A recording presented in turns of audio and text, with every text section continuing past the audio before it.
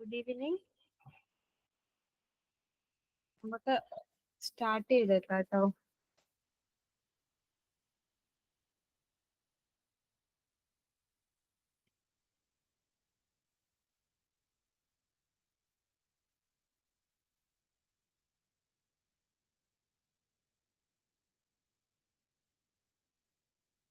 നമ്മൾ ഇന്നലെ എവിടെ വരെയായിരുന്നു പഠിച്ചത്?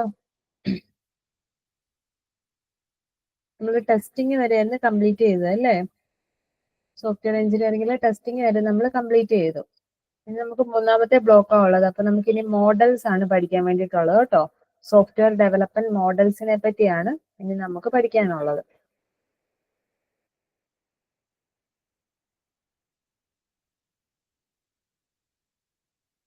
ഷെയർ ചെയ്യാമേ.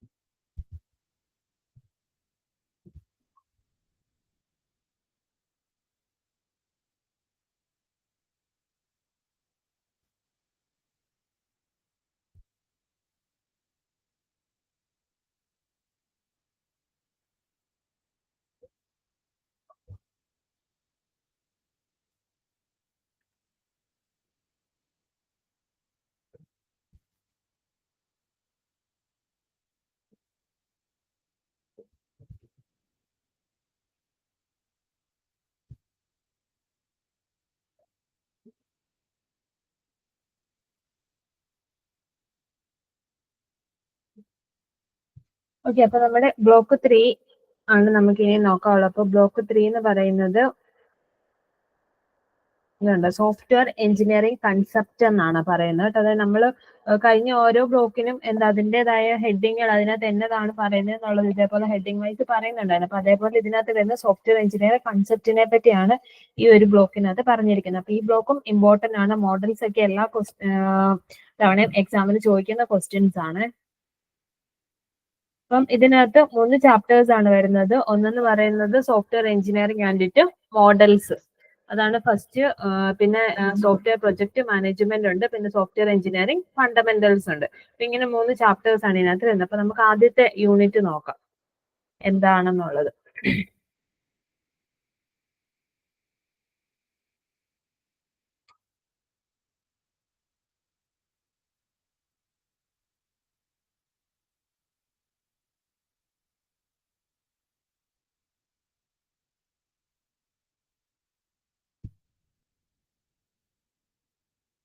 ഇതിനകത്ത് ആദ്യമേ ഇൻട്രൊഡക്ഷൻ പാർട്ടിലൊക്കെ പറയുന്നുണ്ട് എന്താണ് സോഫ്റ്റ്വെയർ എന്നും എന്താ അതിന്റെ പ്രിൻസിപ്പിൾസ് എന്നും അങ്ങനെയുള്ള കാര്യങ്ങളൊക്കെയാണ് ഇൻട്രൊഡക്ഷൻ പാർട്ടിൽ പറഞ്ഞിരിക്കുന്നത് കേട്ടോ. ഇവിടെ ഇവിടെ പറയുന്നുണ്ട് IEEE glossary of software engineering terminology defines the software engineering as പറഞ്ഞ സോഫ്റ്റ്വെയർ എഞ്ചിനീയറിംഗിന് ഒരു ഡെഫിനിഷൻ കൊടുത്തിരിക്കുക.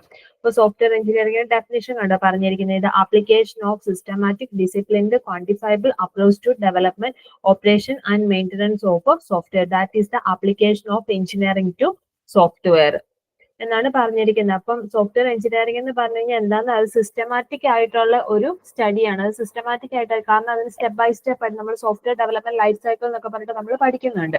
അപ്പൊ അങ്ങനെ എന്താ സ്റ്റെപ്പ് ബൈ സ്റ്റെപ്പ് ആയിട്ടായിരിക്കും നമ്മൾ എന്താ ഒരു സോഫ്റ്റ്വെയറിനെ നമ്മൾ ഡെവലപ്പ് ചെയ്യുന്നത്. അപ്പൊ അങ്ങനെ സിസ്റ്റമാറ്റിക് ആയിട്ടുള്ള ഒരു പ്രോസസ് ആയിരിക്കും എന്തെന്ന് പറയുന്നത് ഈ സോഫ്റ്റ്വെയർ എഞ്ചിനീയറിംഗിനകത്ത് നടക്കുന്നത് എന്നാണ് പറഞ്ഞിരിക്കുന്നത് കേട്ടോ. ഇതാണ് സോഫ്റ്റ്വെയർ എഞ്ചിനീയറിംഗിനകത്ത് ഇൻക്ലൂഡ് ചെയ്തിരിക്കുന്ന ആക്ടിവിറ്റീസ് ആണ് കോസ്റ്റ് എസ്റ്റിമേഷൻ ഉണ്ട്, ടൈം എസ്റ്റിമേഷൻ ഉണ്ട്, ഡിസൈനിങ് ഉണ്ട്, കോഡിംഗ് ഉണ്ട്, ഡോക്യുമെന്റേഷൻ ഉണ്ട്, മെയിൻ്റനൻസ് ഉണ്ട്, ക്വാളിറ്റി അഷുറൻസ് ഉണ്ട്, ടെസ്റ്റിംഗ് ഉണ്ട്. ഇതെല്ലാം ഇതിനകത്ത് വരുന്നതാണ് സോഫ്റ്റ്വെയർ എഞ്ചിനീയറിംഗ് ആക്ടിവിറ്റീസിനകത്ത് വരുന്ന കാര്യങ്ങളാണ്.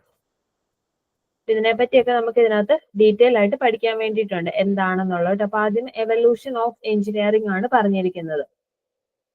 റെവല്യൂഷൻ ഓഫ് എഞ്ചിനീയറിംഗിനകത്ത് നമ്മൾ സോഫ്റ്റ്വെയർ ഡെവലപ്പ് ചെയ്ത് റൺ ചെയ്യാൻ തുടങ്ങിയത് മുതലുള്ള കാര്യങ്ങൾ. അപ്പൊ നമ്മൾ യൂസ് ചെയ്തുകൊണ്ടിരുന്ന പ്രോഗ്രാമിംഗ് ലാംഗ്വേജുകൾ ഏതായിരുന്നു, മെഷീൻ ലാംഗ്വേജ് എന്താണ്, അങ്ങനെയുള്ള കാര്യങ്ങളെ പറ്റിയൊക്കെയാണ് ഇവിടെ പറഞ്ഞിരിക്കുന്നത്. അപ്പൊ നിങ്ങൾ വായിച്ചു നോക്കിയാൽ മതി.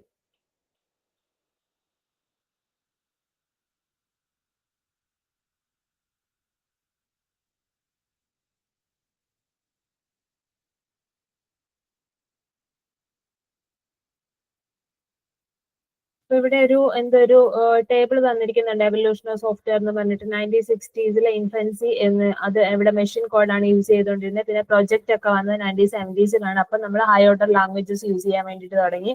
80s പ്രൊജക്ട് ഡെവലപ്മെന്റ് ആയിരിക്കും. പിന്നെ 90s പ്രോസസ് ആൻഡ് പ്രൊഡക്ഷൻ അതാണ് വന്നത്. അപ്പൊ അവിടെ സോഫ്റ്റ്വെയർസ് നമ്മൾ യൂസ് ചെയ്യാൻ വേണ്ടിയിട്ട് തുടങ്ങി. അപ്പൊ ഈ ഒരു ടേബിളിൽ തന്നിരിക്കുന്ന കാര്യം അവർ കുറച്ച് എക്സ്പ്ലെയിൻ ചെയ്തിട്ട് പറഞ്ഞിരിക്കുന്നുള്ളൂ. അപ്പൊ നിങ്ങളുടെ എന്താ ഒരു ബേസിക് നോളജിന് വേണ്ടിയിട്ട് തന്നിരിക്കുന്നത്. അപ്പൊ ജസ്റ്റ് ഒന്ന് വായിച്ചു നോക്കുക സമയം പോലെ.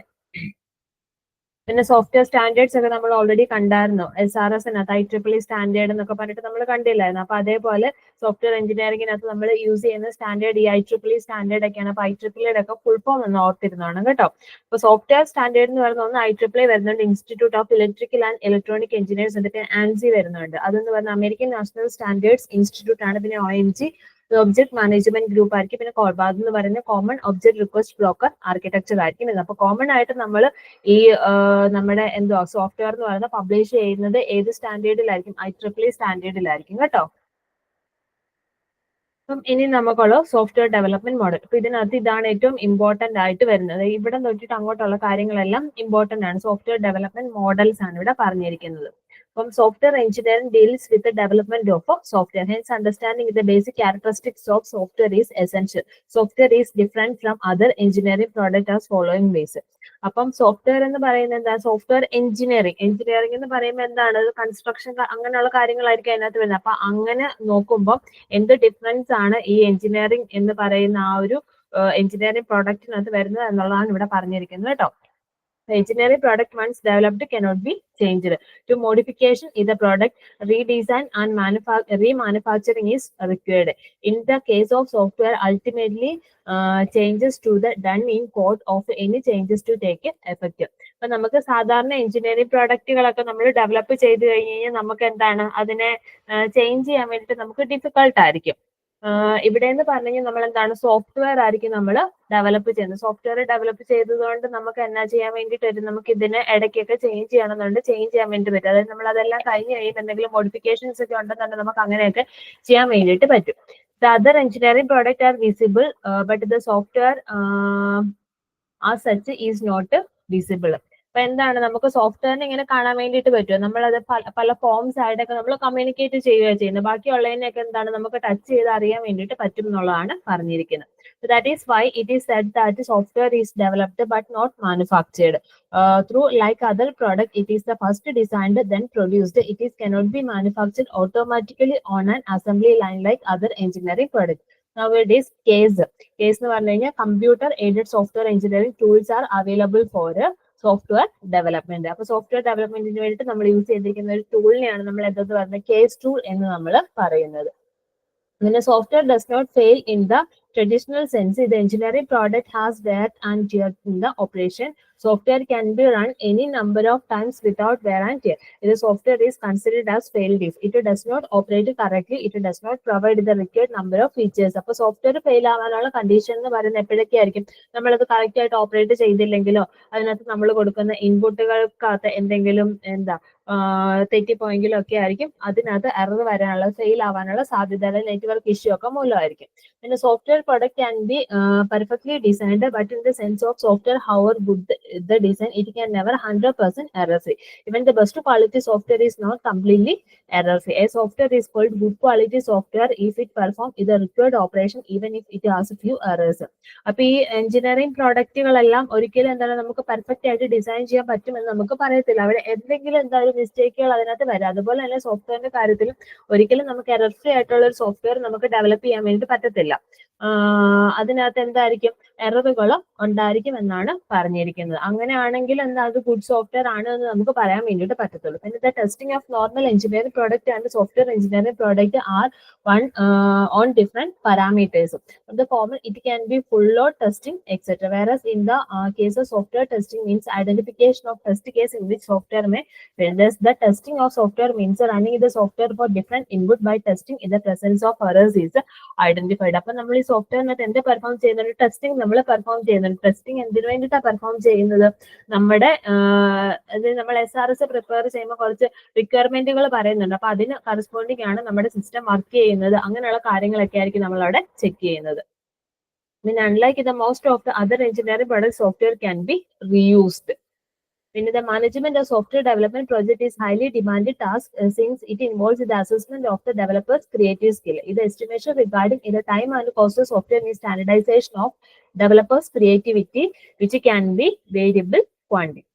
The software is not vulnerable to external factors like environment effect, but the same external factors may harm the hardware. അപ്പൊ എന്താ നമ്മുടെ ഈ എക്സ്റ്റേണൽ ഫാക്ടേഴ്സ് മൂലം അതിനെന്താ കുഴപ്പം വരാൻ സാധ്യതയില്ല. പക്ഷെ എന്തോ ഉണ്ടായിരിക്കും നമ്മുടെ ഈ ഹാർഡ്വെയർ പോലുള്ള സംഭവങ്ങളില്ലേ, അപ്പൊ അതിന് എന്തെങ്കിലുമൊക്കെ ഇഷ്യൂസ് വന്നു കഴിഞ്ഞു കഴിഞ്ഞാൽ എന്ത് സംഭവിക്കാനുള്ള സാധ്യതയുണ്ട്? നമ്മുടെ സോഫ്റ്റ്വെയർ എറർ അല്ലാതെ നമ്മുടെ എൻവയോൺമെന്റൽ എഫക്ട് മൂലമൊന്നും സോഫ്റ്റ്വെയറിന് എന്ത് സംഭവിക്കത്തില്ല? എറർ സംഭവിക്കത്തില്ലെന്നാണ് പറഞ്ഞിരിക്കുന്നത്. പിന്നെ ഇമ്പോർട്ടൻസ് ഓഫ് സോഫ്റ്റ്വെയർ എഞ്ചിനീയറിംഗ് ആണ് നെക്സ്റ്റ് പറഞ്ഞിരിക്കുന്നത്. അപ്പൊ ഈ സോഫ്റ്റ്വെയർ എഞ്ചിനീയറിംഗിന്റെ ഇമ്പോർട്ടൻസ് എന്ന് പറയുന്നത് എന്താണ്?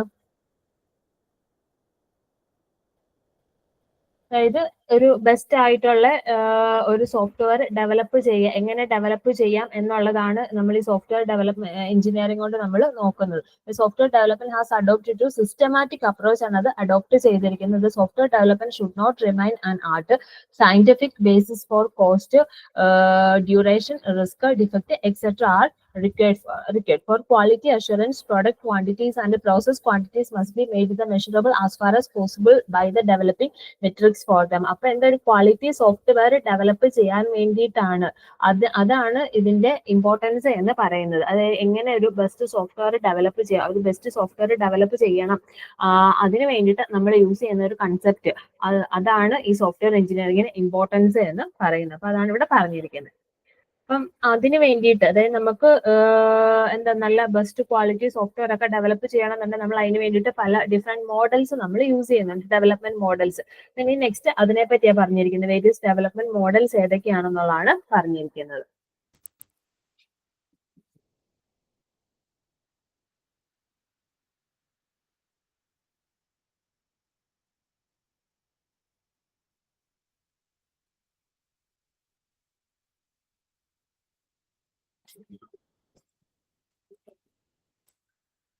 അതിനകത്ത് ഫസ്റ്റ് പറഞ്ഞിരിക്കുന്നത് ബിൽഡ് ആൻഡ് ഫിക്സ് മോഡലാണ്. Build and fix model. Build and fix model എന്ന് പറഞ്ഞു കഴിഞ്ഞാൽ it is a simple two phase model. In one phase code is developed and in another code is fixed എന്നാണ് പറഞ്ഞിരിക്കുന്നത്. അപ്പൊ എന്താ ഇവിടെ ഇതെന്ന് പറയുന്ന ഒരു ടു ഫേസ് മോഡൽ ആണെന്ന് പറയുന്നുണ്ട്. അവിടെ എന്തൊക്കെ കാര്യങ്ങളാണ് ചെയ്യുന്നത്? ആദ്യം ഒരു ഫേസിൽ നമ്മൾ എല്ലാം ചെയ്യുന്നു, കോഡ് നമ്മൾ ഡെവലപ്പ് ചെയ്യുന്നു. നെക്സ്റ്റ് ഫേസിൽ നമ്മൾ കോഡിനെ എന്ത് ചെയ്യുന്നു? ഫിക്സ് ചെയ്യുന്നു. അതിന്റെ ഒരു ഡയഗ്രാം അവർ തന്നിട്ടുണ്ട്. ഡെവലപ്പ് കോഡ് ഉണ്ട്, പിന്നെ എന്താ fix the code and client is satisfied, deliver the product. അപ്പൊ നമ്മൾ ആദ്യം കോഡ് ഡെവലപ്പ് ചെയ്തു, പിന്നെ എന്നാ ചെയ്തു? ക്ലയന്റ് അത് സാറ്റിസ്ഫൈ ചെയ്യുന്നുണ്ടോ ഇല്ലയോ എന്നുള്ളത് നോക്കിയിട്ട് നമ്മൾ എന്നാ ചെയ്യും? കോഡിനെ നമ്മൾ ഫിക്സ് ചെയ്യും. അത് കഴിഞ്ഞതിന് ശേഷം നമ്മൾ പ്രോഡക്റ്റ് ഡെലിവറി ചെയ്യും. അപ്പൊ ഇതാണ് എന്താന്ന് പറയുന്നത്? നമ്മുടെ ബിൽഡ് ആൻഡ് ഫിക്സ് മോഡൽ എന്ന് പറയുന്നത്.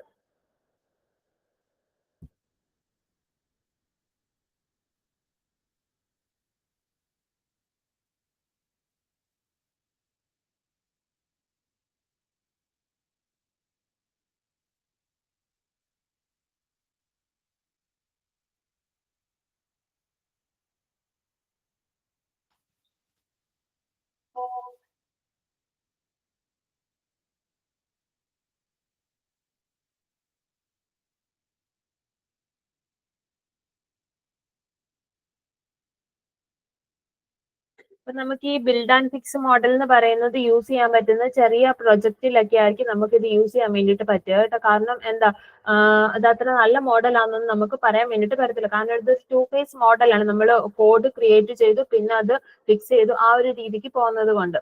അപ്പൊ നമുക്ക് ചെറിയ ചെറിയ പ്രൊജക്റ്റുകൾ ഡെവലപ്പ് ചെയ്യാൻ വേണ്ടിയിട്ട് മാത്രമായിരിക്കും നമുക്ക് എന്ത് യൂസ് ചെയ്യാൻ പറ്റും, ഈ ബിൽഡ് ആൻഡ് ഫിക്സ് എന്ന് പറയുന്ന മോഡൽ നമുക്ക് യൂസ് ചെയ്യാൻ വേണ്ടിയിട്ട് പറ്റുക. അപ്പൊ ഈ ബിൽഡ് ആൻഡ് ഫിക്സിനകത്ത് വരുന്ന ഫേസുകൾ എന്ന് പറയുന്നത് ഏതൊക്കെയാണ്? ബിൽഡ് ചെയ്തു, പിന്നെ ആ ബിൽഡ് ചെയ്ത് കഴിഞ്ഞതിന് ശേഷം നമുക്ക് ടെസ്റ്റിംഗ് ഫേസ് ഇതിനകത്ത് വരുന്നുണ്ട് കേട്ടോ. പിന്നെ നമ്മൾ ഫിക്സ് ചെയ്തു, പിന്നെ ഇത് എന്ത് ചെയ്യും, റിപ്പീറ്റ് ചെയ്യും. അപ്പം എവിടെ വരെ എങ്ങനെ റിപ്പീറ്റ് ചെയ്യും? കോഡ് കംപ്ലീറ്റ് ആവുന്നിടം വരെ നമ്മളത് റിപ്പീറ്റ് ചെയ്യും. അതായിരിക്കും എവിടെ നടക്കുന്നത്, നമ്മുടെ ബിൽഡ് ആൻഡ് ഫിക്സ് മോഡലിനകത്ത് നടക്കുന്നത്. ഇനി നമുക്ക് നെക്സ്റ്റ് പഠിക്കാൻ വേണ്ടിയിട്ടുള്ളതാണ് വാട്ടർഫോൾ മോഡൽ എന്ന് പറയും. അപ്പൊ വാട്ടർഫോൾ മോഡൽ എന്ന് പറയുന്നത് it is the simplest, oldest and most widely used process model. In this model each phase of the life cycle is completed before start a new phase. It is actually ഇത് first software engineering approach of the software development. അപ്പൊ ആദ്യം നമ്മൾ use ചെയ്തുകൊണ്ടിരുന്നത്, ആദ്യമൊക്കെ നമ്മൾ എല്ലായിടത്തും use ചെയ്യുന്ന ഒരു മോഡലാണ് വാട്ടർഫോൾ മോഡൽ. ആദ്യം ഡെവലപ്പ് ചെയ്ത ഒരു മോഡൽ എന്താണ്? വാട്ടർഫോൾ മോഡലാണ്. സിംപ്ലസ്റ്റ് ആയിട്ടുള്ള ഒരു മോഡലാണ് നമ്മുടെ വാട്ടർഫോൾ മോഡൽ എന്നൊക്കെയാണ് ഇവിടെ പറഞ്ഞിരിക്കുന്നത്. അപ്പൊ നമുക്ക് വാട്ടർഫോൾ മോഡലിന്റെ ഒരു നോട്ട് ഞാൻ ഷെയർ ചെയ്യാം.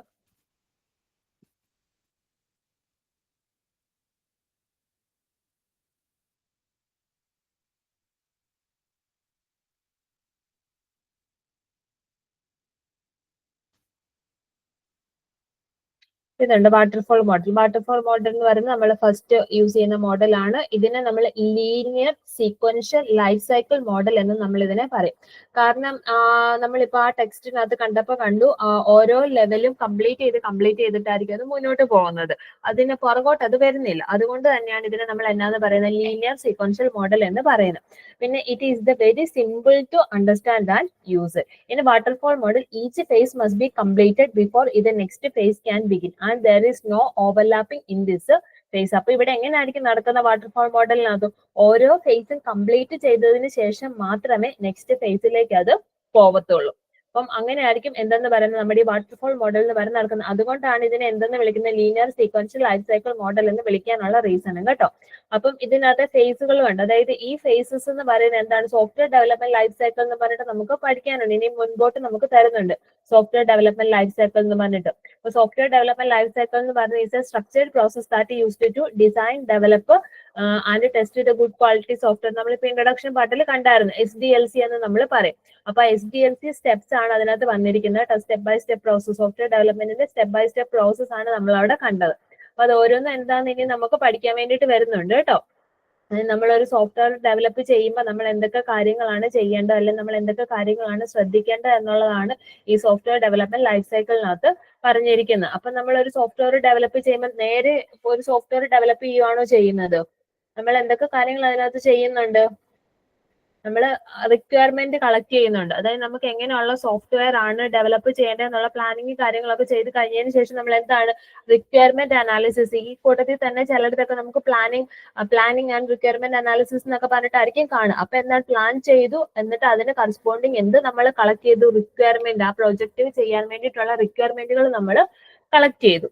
അത് കഴിഞ്ഞതിന് ശേഷം നെക്സ്റ്റ് നമുക്ക് എന്താ വരുന്നത്, ഡിസൈൻ. അതായത് നമ്മൾ കളക്ട് ചെയ്ത റിക്വയർമെന്റിന്റെ ബേസിൽ നമ്മൾ എന്ത് ചെയ്തു, നമ്മളത് ഡിസൈൻ ചെയ്തു. അപ്പൊ ആ ഡിസൈൻ വേണ്ടിയിട്ടുള്ള കാര്യങ്ങളാണ് നിങ്ങൾ ആദ്യമേ പഠിച്ചില്ലായിരുന്നോ?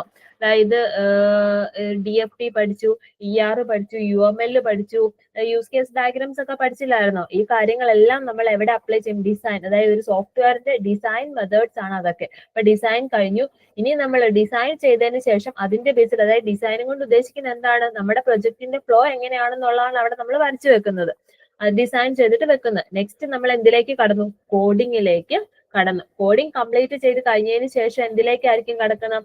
ടെസ്റ്റ് ചെയ്ത് കഴിഞ്ഞതിന് ശേഷം നമ്മൾ എന്നാ ചെയ്യും? ഡിപ്ലോയ് ചെയ്യും. ഡിപ്ലോയ്മെന്റ് ചെയ്തതിന് ശേഷം അത് പിന്നെ എന്തായിരിക്കും നടക്കുന്നത്, മെയിൻ്റനൻസ് ആയിരിക്കും നടക്കുന്നത്. അപ്പൊ ഇത്രയാണ് എന്തിന്റെ സ്റ്റെപ്സ് എന്ന് പറയുന്ന സോഫ്റ്റ്വെയർ ഡെവലപ്മെന്റ് ലൈഫ് സൈക്കിളിന്റെ സ്റ്റെപ്പ് എന്ന് പറയുന്നത്. അപ്പൊ അത് തന്നെയാണ് എവിടെയും നടക്കുക, നമ്മുടെ ഈ മോഡലുകളിലും നടക്കുക. അപ്പൊ വാട്ടർഫോൾ മോഡൽ എന്ന് പറയുന്നത് എങ്ങനെയായിരിക്കും പോകുന്നത്, ഈ സ്റ്റെപ്പിൽ എല്ലാ സ്റ്റെപ്പിലും കൂടെ ആയിരിക്കും എന്തെന്ന് പറയുന്നത് കംപ്ലീറ്റ് ആകുക, ഈ വാട്ടർഫോൾ മോഡൽ എന്ന് പറയുന്നത് കംപ്ലീറ്റ് ചെയ്യുന്നത്. അത് റിക്വയർമെന്റ് അനലൈസ് ചെയ്തു, പിന്നെ എന്നാ ചെയ്തു, ഡിസൈൻ ചെയ്തു, കോഡിംഗ് ചെയ്തു, ടെസ്റ്റിംഗ് ചെയ്തു, ഡിപ്ലോയ്മെന്റ് ചെയ്തു, പിന്നെ എന്ത് ചെയ്തു, നമ്മൾ മെയിൻ്റനൻസ് ചെയ്തു. അപ്പൊ ഇത്രയും ഫേസുകളാണ് ഇതിനകത്ത് വരുന്നത്. പിന്നെ നമ്മൾ ഇത് എവിടെ ആയിരിക്കും യൂസ് ചെയ്യുക, അതായത് requirements are stable and not changed frequently. അതായത് നമുക്ക് ഇപ്പൊ ചില കേസിലൊക്കെ ആണെന്നുണ്ടെങ്കിൽ ഈ ക്ലയന്റ് എന്ന് പറയുന്നത് അവരുടെ റിക്വയർമെന്റ് മാറ്റിക്കൊണ്ടേയിരിക്കും. അതായത് അവര് പിന്നീട് ചിന്തിച്ച് നോക്കുമ്പോൾ ഇത് വേണ്ട, ഇന്ന് അടുത്ത് വേറെ രീതിക്ക് അത് ചെയ്യാമായിരുന്നു, അങ്ങനെയൊക്കെ ചിന്തിച്ച് കഴിയുമ്പോൾ അവരുടെ റിക്വയർമെന്റ് മാറിക്കൊണ്ടിരിക്കും. അപ്പൊ അങ്ങനെ റിക്വയർമെന്റുകൾ മാറിക്കൊണ്ടിരിക്കുകയാണെന്നുണ്ടെങ്കിൽ നമുക്ക് ഇതിനെ യൂസ് ചെയ്യാൻ വേണ്ടിയിട്ട് പറ്റത്തില്ല. റിക്വയർമെന്റ് സ്റ്റേബിൾ ആയിട്ടുള്ളിടത്ത് മാത്രമേ നമുക്ക് ഇത് യൂസ് ചെയ്യാൻ വേണ്ടിയിട്ട് പറ്റത്തുള്ളൂ. അതിനുള്ള കാരണം എന്താ, ഇതെന്ന് പറയുന്ന പുറകോട്ട് പോവോ, അതായത് ഓരോ ഫേസുകളും കംപ്ലീറ്റ് ചെയ്താണ് ഈ വാട്ടർഫോൾ മോഡൽ എന്ന് പറയുന്നത് നമ്മൾ ചെയ്യുന്നത്. അത് ബാക്കോട്ട് അത് പോവത്തില്ല. അപ്പൊ അതുകൊണ്ടാണ് നമ്മൾ ഇവിടെ ഈ ഒരു കാര്യം പറഞ്ഞിരിക്കുന്നത്. അതായത് റിക്വയർമെന്റുകൾ സ്റ്റേബിൾ ഉള്ളിടത്ത് മാത്രമേ നമുക്ക് ഇതിനെ യൂസ് ചെയ്യാൻ വേണ്ടിയിട്ട് പറ്റത്തുള്ളൂ. പിന്നെ ഇത് എൻവയോൺമെന്റ് ഈസ് സ്റ്റേബിൾ, പിന്നെ tools and technologies used stable and is not dynamic. അപ്പൊ അതിനകത്ത് പറഞ്ഞിരിക്കുന്ന എല്ലാം എന്താണ്, എവിടെയാണ് ഇത് യൂസ് ചെയ്യുന്നത്, റിക്വയർമെന്റുകൾ സ്റ്റേബിൾ ആയിട്ടുള്ളിടത്ത്. അതായത് റിക്വയർമെന്റ് ചേഞ്ച് ചെയ്യുവാണ് എന്നുണ്ടെങ്കിൽ, അല്ലെ അങ്ങനത്തെ സിറ്റുവേഷനിൽ ഒന്നും നമുക്ക് എന്തിനെ യൂസ് ചെയ്യാൻ വേണ്ടിയിട്ട് പറ്റത്തില്ല, ഈ പറഞ്ഞ വാട്ടർഫോൾ മോഡലിനെ യൂസ് ചെയ്യാൻ വേണ്ടിയിട്ട് പറ്റത്തില്ല. അപ്പൊ അതിനുള്ള റീസണും നിങ്ങൾ ഓർത്ത് വെച്ചണം, എന്തുകൊണ്ടാണ് അത് നമുക്ക് യൂസ് ചെയ്യാൻ പറ്റാത്തത്. റിക്വയർമെന്റ് ചേഞ്ച് ചെയ്ത് കഴിഞ്ഞ് കഴിഞ്ഞാൽ നമുക്ക് എന്തായിരിക്കും, നമ്മൾ വാട്ടർഫോൾ മോഡൽ ഓരോ ഫേസുകളും നമ്മൾ ഫിക്സ് ചെയ്താ വരുന്നത്. അപ്പൊ എന്തായിരിക്കും, നമുക്ക് പുറകേക്ക് പോകാൻ വേണ്ടിയിട്ട് പറ്റത്തില്ല. ആദ്യം മുതൽ നമ്മൾ വീണ്ടും സ്റ്റാർട്ട് ചെയ്യേണ്ടതായിട്ട് വരുന്നുണ്ട്. അപ്പൊ അതാണ് അതിന്റെ റീസൺ കേട്ടോ. പിന്നെ ഇതിന്റെ അഡ്വാൻറ്റേജസ് പറഞ്ഞിട്ടുണ്ട്. എന്തൊക്കെയാണ് ഇതിന്റെ അഡ്വാൻറ്റേജസ് എന്ന് പറയുന്നത്, simple and easy to understand and use ആയിരിക്കും. പിന്നെ റിസൾട്ട് ആർ വെൽ ഡോക്യുമെന്റ് ആയിരിക്കും. ഇത് entry and exit criteria are well defined, so it is easy and systematic to proceed with quality. The smaller project waterfall model works well are yield the appropriate result. അപ്പം ഇത് അവിടെ നമ്മൾ use ചെയ്യുന്ന smaller പ്രൊജക്റ്റിനായിരിക്കും ഇത് നമ്മൾ use ചെയ്യുന്നത്. പിന്നെ എന്തായിരിക്കും, ഗുഡ് ക്വാളിറ്റി സോഫ്റ്റ്വെയർസ് ആയിരിക്കും ഇത് പ്രൊഡ്യൂസ് ചെയ്യുന്നത്. പിന്നെ ഇത് വെൽ ഡോക്യുമെന്റഡ് ആയിരിക്കും, സിമ്പിൾ ആയിരിക്കും, ഈസി ആയിരിക്കും നമുക്ക് യൂസ് ചെയ്യാൻ വേണ്ടിയിട്ടൊക്കെ. അതൊക്കെയാണ് അഡ്വാൻറ്റേജസ് പറഞ്ഞിരിക്കുന്നത്. ഇനി അതിന്റെ ഡിസഡ്വാൻറ്റേജസ് എന്ന് പറഞ്ഞു കഴിഞ്ഞാൽ എന്തായിരിക്കാം, cannot adopt the changes in requirement. അതായത് നമുക്ക് റിക്വയർമെന്റിനകത്ത് എന്തെങ്കിലും ചേഞ്ചസ് വരുത്താൻ വേണ്ടിയിട്ട് ഇവിടെ പറ്റത്തില്ല. പിന്നെ എന്താണ്, it become more difficult to move back to the phase. For example, if the application now move to the testing stage and there is no change in requirement, it become difficult to go back and change it. അപ്പൊ എന്താണ്, നമുക്ക് ഇതിനെ ഒരിക്കലും ബാക്കോട്ട് പോകാൻ വേണ്ടിയിട്ട് പറ്റത്തില്ല എന്നുള്ളത് ഒരു ഡിസഡ്വാൻറ്റേജ്. പിന്നെ not suitable for the project where requirements are changed frequently. റിക്വയർമെന്റുകൾ ചേഞ്ച് ചെയ്തുകൊണ്ടിരിക്കുന്നിടത്തൊന്നും നമുക്ക് ഇതിനെ യൂസ് ചെയ്യാൻ വേണ്ടിയിട്ട് പറ്റത്തില്ല. അപ്പൊ അതൊക്കെയാണ് എന്തെന്ന് പറയുന്നത്, നമ്മുടെ വാട്ടർഫോൾ മോഡൽ എന്ന് പറയുന്നത്. അപ്പൊ ഇമ്പോർട്ടന്റ് ആണ്, നിങ്ങളുടെ ക്വസ്റ്റ്യൻ പേപ്പറിലൊക്കെ മിക്കപ്പോഴും ഉള്ള ക്വസ്റ്റ്യൻ ആണ് വാട്ടർഫോൾ മോഡൽ എന്നൊക്കെ പറഞ്ഞിട്ടുള്ളത് കേട്ടോ. അപ്പൊ വാട്ടർഫോൾ മോഡൽ ഇമ്പോർട്ടന്റ് ആണ്. അപ്പൊ അത്രയും ഇമ്പോർട്ടൻസ് കൊടുത്ത് അതിനെ പഠിച്ചോണം. ഇതാണ് നമ്മൾ കണ്ട സെയിം ഫേസുകളൊക്കെ തന്നെയാണ് ഇവിടെയും തന്നിരിക്കുന്നത്, കണ്ടല്ലോ. അപ്പൊ അതിനെപ്പറ്റി പറഞ്ഞിരിക്കുന്ന ഈ കാര്യങ്ങളെല്ലാം തന്നെയാണ് ഇവിടെ ഇതേണ്ട കൊടുത്തിരിക്കുന്നത് കേട്ടോ. അപ്പൊ ഇവിടെ എന്ന് പറഞ്ഞു കഴിയുമ്പോൾ എന്തുണ്ട്, ഒരു കമ്പാരിസണും പറയുന്നുണ്ട്. നമ്മൾ ആദ്യം കണ്ട ബിൽഡ് ആൻഡ് ഫിക്സ് മോഡൽ വെച്ച് കമ്പയർ ചെയ്യുമ്പോൾ കുറച്ചും കൂടെ ബെറ്റർ ആയിട്ടുള്ള ഒരു മോഡലാണ് എന്തെന്ന് പറയുന്നത്, നമ്മുടെ വാട്ടർഫോൾ മോഡൽ എന്ന് പറയുന്നത് കേട്ടോ.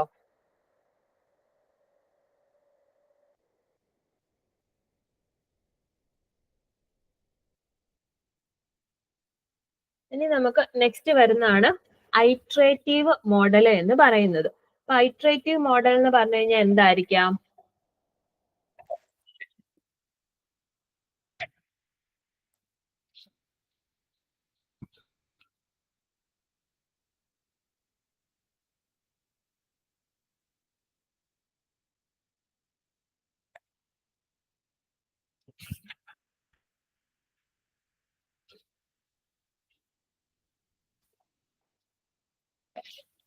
വായിച്ചു നോക്കിയേ. ഐട്രേറ്റീവ് മോഡലിന്റെ ആ ഇത് ഷെയർ ചെയ്തിരിക്കുന്നത് കാണത്തില്ല, ഒന്ന് വായിച്ചു നോക്കിയേ.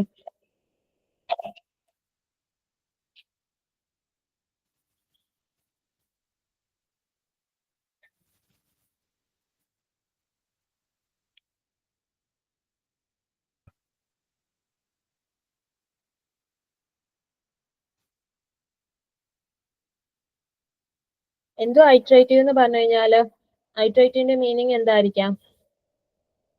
നമ്മൾ ഒരു ടാസ്ക് അഗെയിൻ ആൻഡ് അഗെയിൻ നമ്മൾ പെർഫോം ചെയ്യുന്നതിനെയായിരിക്കും നമ്മൾ എന്തെന്ന് പറയുന്നത് ഐട്രേറ്റീവ് എന്ന് പറയുന്നത്. അപ്പം വാട്ടർഫോൾ മോഡൽ കഴിഞ്ഞിട്ട് നെക്സ്റ്റ് നമുക്ക് വരുന്നത്, അതായത് വാട്ടർഫോൾ മോഡലിനകത്ത് കുറച്ച് ഡിസഡ്വാൻറ്റേജുകൾ നമ്മൾ കണ്ടു. ബാക്കോട്ട് പോകാൻ പറ്റത്തില്ല എന്നൊക്കെ നമ്മൾ കണ്ടില്ലായിരുന്നു. അതായത് ഓരോ ഫേസും കംപ്ലീറ്റ് ചെയ്ത് നെക്സ്റ്റിലേക്കായിരിക്കും അത് പോകുന്നത്. അപ്പം ഈ ഐട്രേറ്റീവ് മോഡൽ എന്ന് പറഞ്ഞു കഴിഞ്ഞാൽ എന്താണ്? ഇപ്പൊ നമ്മൾ ഐട്രേഷൻ എന്ന് പറഞ്ഞു കഴിഞ്ഞാൽ എന്താണ്? നമ്മൾ അഗെയിൻ ആൻഡ് അഗെയിൻ നമ്മൾ ഓരോ ടാസ്കുകൾ നമ്മൾ പെർഫോം ചെയ്യുമായിരിക്കും ചെയ്യുന്നത്. അപ്പൊ എന്താ, നമുക്ക് പുതിയ റിക്വയർമെന്റ് ഒക്കെ ഇവിടെ ആഡ് ചെയ്യാനും ഒക്കെ പറ്റും. അപ്പൊ വാട്ടർഫോൾ മോഡലിനുള്ള ഒരുവിധമുള്ള ഡിസഡ്വാൻറ്റേജുകളൊക്കെ ഓവർകം ചെയ്തിട്ട് നമ്മൾ ഡെവലപ്പ് ചെയ്ത നെക്സ്റ്റ് മോഡലാണ് എന്തെന്ന് പറയുന്നത്? ഐട്രേറ്റീവ് എൻഹാൻസ്മെന്റ് മോഡൽ എന്ന് പറയുന്നത്. ഓക്കെ, അപ്പം ഇവിടെ ഇപ്പൊ ഐട്രേറ്റീവ് മോഡൽ എന്ന് പറയുമ്പോൾ ആ പേരിനകത്ത് തന്നെ പറഞ്ഞിരിക്കുന്നത് പോലെ തന്നെ എന്താണ് അത്? അഗെയിൻ ആൻഡ് അഗെയിൻ ആയിരിക്കും അവർ എന്ത് ചെയ്യുന്ന ഓരോ ടാസ്കുകൾ അവർ പെർഫോം ചെയ്യുന്നത് കേട്ടോ. നമുക്ക് ഐട്രേറ്റീവ് മോഡൽ ഇപ്പൊ ഇതിനകത്ത് അവർ ഡയഗ്രാം തന്നിരിക്കുന്നത് ഇപ്പൊ നിങ്ങൾ നോക്കുമ്പോൾ അതാണ് iteration 1 waterfall model, iteration 2 waterfall model എന്ന് പറഞ്ഞിട്ടാ. അപ്പം ഇങ്ങനെ തന്നിരിക്കുന്നതിന്റെ മീനിങ് എന്തുവാ? വാട്ടർഫോൾ മോഡലിനകത്ത് നിങ്ങൾ കുറച്ച് ഫേസുകൾ കണ്ടില്ലായിരുന്നോ? ആ ഫേസുകളാണ് ഇതിനകത്ത് വരിക കേട്ടോ. അല്ലാതെ വാട്ടർഫോൾ മോഡൽ അങ്ങനല്ല വരുന്നത്. അങ്ങനെ നിങ്ങൾ ഉദ്ദേശിച്ചേക്കരുത് കേട്ടോ. ഞാൻ ഡയഗ്രാം കാണിച്ചു തരാം. നമ്മുടെ ഐട്രേറ്റീവ് മോഡലിന്റെ ഡയഗ്രാം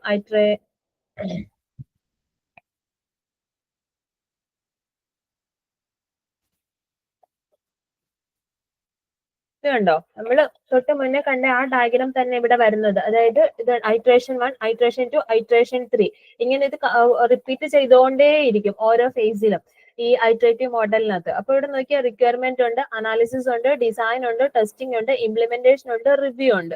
അപ്പം ഇതൊക്കെ എവിടെ നടക്കുന്നതാണ്? നമ്മുടെ സോഫ്റ്റ്വെയർ ഡെവലപ്മെന്റ് ലൈഫ് സൈക്കിളിനകത്തെ ഫേസുകളാണ് ഈ പറഞ്ഞിരിക്കുന്നതെല്ലാം. അപ്പൊ ഇത് എങ്ങനെയായിരിക്കും ഇത് മുൻപോട്ട് പോവുക? എങ്ങനെയായിരിക്കും ഈ ഒരു ഐട്രേറ്റീവ് മോഡലിലെ വർക്കിംഗ് എന്ന് പറയുന്നത്? ഈ ഡയഗ്രത്തിന്റെ എക്സ്പ്ലനേഷൻ നമുക്ക് എങ്ങനെ പറയാം?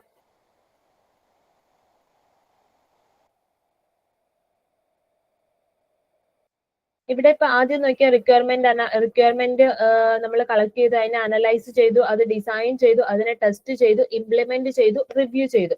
അപ്പൊ റിവ്യൂ സ്റ്റേജിൽ നമുക്കിപ്പോ എന്തെങ്കിലും മോഡിഫിക്കേഷൻസ് ഉണ്ടെന്നിരിക്കട്ടെ, ഇപ്പൊ എന്തെങ്കിലും നമുക്ക് അതിനകത്ത് പുതിയതായിട്ട് ആഡ് ചെയ്യേണ്ടതായിട്ടൊക്കെ നമുക്ക് വന്നു എന്നുണ്ടെങ്കിൽ നമ്മൾ എന്നാ ചെയ്യും? നമ്മൾ ഐട്രേഷൻ 2, അതാണ് അവിടെ കാണിച്ചിരിക്കുന്ന ഐട്രേഷൻ 2. അപ്പൊ അത് വീണ്ടും എന്താ, റിക്വയർമെന്റ് കളക്ഷനിലേക്ക് നമ്മൾ പിന്നെ പോകുന്നില്ല, അവിടെ റിവ്യൂ ചെയ്യും. അപ്പൊ റിവ്യൂ ചെയ്യുമ്പോൾ നമുക്ക് അവിടെയുള്ള പോരായ്മകൾ നമുക്ക് കിട്ടും. അപ്പൊ അതിനെ നമ്മൾ വീണ്ടും എന്നാ ചെയ്യും? ഡിസൈൻ ചെയ്യും, ടെസ്റ്റ് ചെയ്തു, ഇംപ്ലിമെന്റ് ചെയ്തു, പിന്നെ അതിനെ നമ്മൾ എന്നാ ചെയ്തു? റിവ്യൂ ചെയ്തു. അപ്പൊ അങ്ങനെ ഈ റിവ്യൂ ചെയ്യുമ്പോഴും നമ്മൾ ആ തൊട്ട് മുന്നേ ചെയ്ത ഓരോ കാര്യങ്ങളും നമ്മൾ റിവ്യൂ ചെയ്യുന്നുണ്ട് ഈ ഐട്രേറ്റീവ് മോഡലിനകത്ത് ലാസ്റ്റ്. അപ്പൊ ആ റിവ്യൂ ചെയ്യുമ്പോൾ എന്തൊക്കെ പോരായ്മകളാണ് നമുക്ക് വരുന്നത്, അല്ലെ എന്തൊക്കെ റിക്വയർമെന്റുകളാണ് നമുക്ക് പുതിയതായിട്ട് ആഡ് ചെയ്യണം എന്ന് തോന്നുന്നത്, അത് ആഡ് ചെയ്തിട്ട് വീണ്ടും അത് നെക്സ്റ്റ് ഐട്രേഷനിലേക്ക് പോയി അത് കംപ്ലീറ്റ് ചെയ്ത് വീണ്ടും റിവ്യൂ ചെയ്ത് പിന്നെ അങ്ങനെ മുൻപോട്ട് പൊക്കോണ്ടിരിക്കുമായിരിക്കും എവിടെ ചെയ്യുന്നത്? ഈ ഐട്രേറ്റീവ് മോഡലിനകത്ത് ചെയ്യുന്നത്. അപ്പൊ ലാസ്റ്റ് ഐട്രേഷനിൽ ചെന്ന് കഴിയുമ്പോഴേക്കും എങ്ങനെ ആയിരിക്കും നടക്കുക? ലാസ്റ്റ് ഐട്രേഷനിൽ ചെല്ലുമ്പോഴേക്കും തന്നെ ഡിസൈൻ ചെയ്തു, ടെസ്റ്റ് ചെയ്തു, ഇംപ്ലിമെന്റ് ചെയ്തു, റിവ്യൂ ചെയ്തു. അപ്പം അവിടെ നമുക്ക് എന്താണ്, പ്രത്യേകിച്ച് പുതിയ മോഡിഫിക്കേഷൻസ് ഒന്നും ഇല്ല എന്നുണ്ടെങ്കിൽ അത് എങ്ങോട്ടേക്ക് പോകും? ഡിപ്ലോയ്മെന്റ് ആൻഡ് മെയിൻ്റനൻസ് സ്റ്റേജിലേക്ക് പോകും. ഓക്കെ, അപ്പൊ ഇതാണ് എന്തിന്റെ ഡയഗ്രാം എന്ന് പറയുന്നത്? ഐട്രേറ്റീവ് മോഡലിന്റെ ഡയഗ്രാം എന്ന് പറയുന്നത്.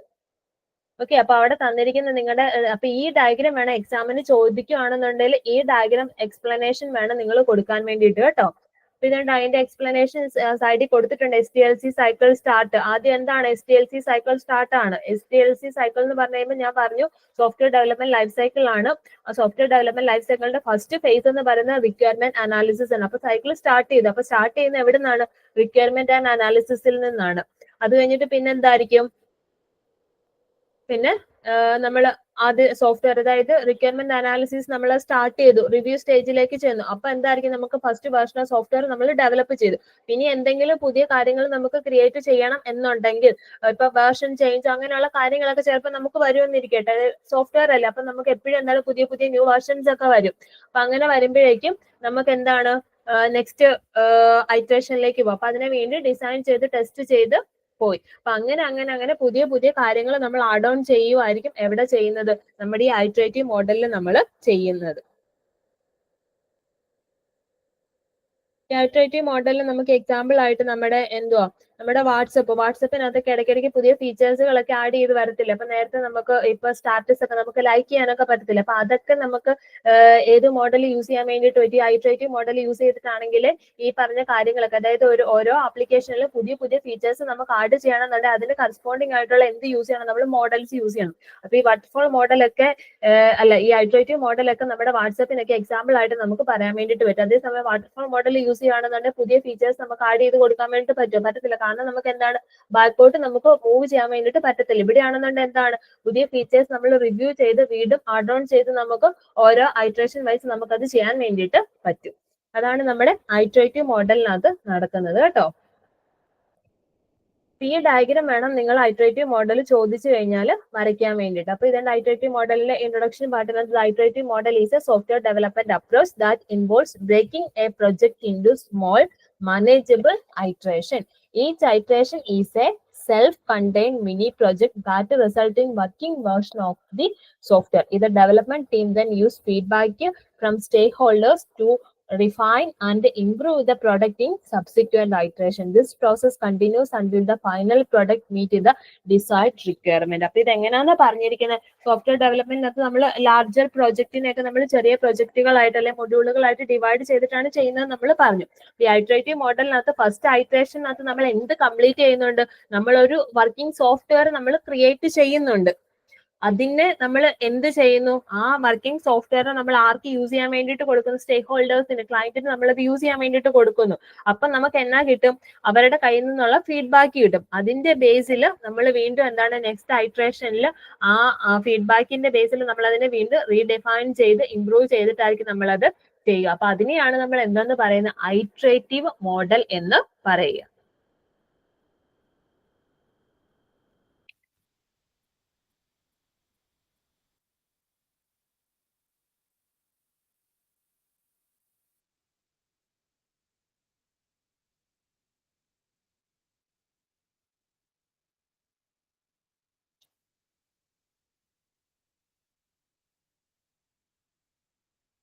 ഓക്കെ, അപ്പം നമ്മൾ അതിന്റെ ഡയഗ്രാം കണ്ടു. ഇനി ഇറ്ററേറ്റീവ് മോഡലിലെ ഫേസുകൾ, ഏതൊക്കെ ഫേസുകൾ ഇറ്ററേറ്റീവ് മോഡലിനകത്ത് വരിക, requirement analysis, gathering and analysis ഉണ്ട്, ഡിസൈൻ ഉണ്ട്, കോഡിംഗ് ഉണ്ട്, ടെസ്റ്റിംഗ് ഉണ്ട്, റിവ്യൂ ഫേസ് ഉണ്ട്, ഡിപ്ലോയ്മെന്റ് ആൻഡ് മെയിൻ്റനൻസ്. അപ്പൊ ഈ ഫേസ് ഒക്കെ ഇമ്പോർട്ടന്റ് ആണ് കേട്ടോ ഇറ്ററേറ്റീവ് മോഡലിനകത്ത്. അതേപോലെ തന്നെ നമ്മൾ വാട്ടർഫോൾ മോഡലിനകത്ത് കണ്ടു ഫേസുകൾ.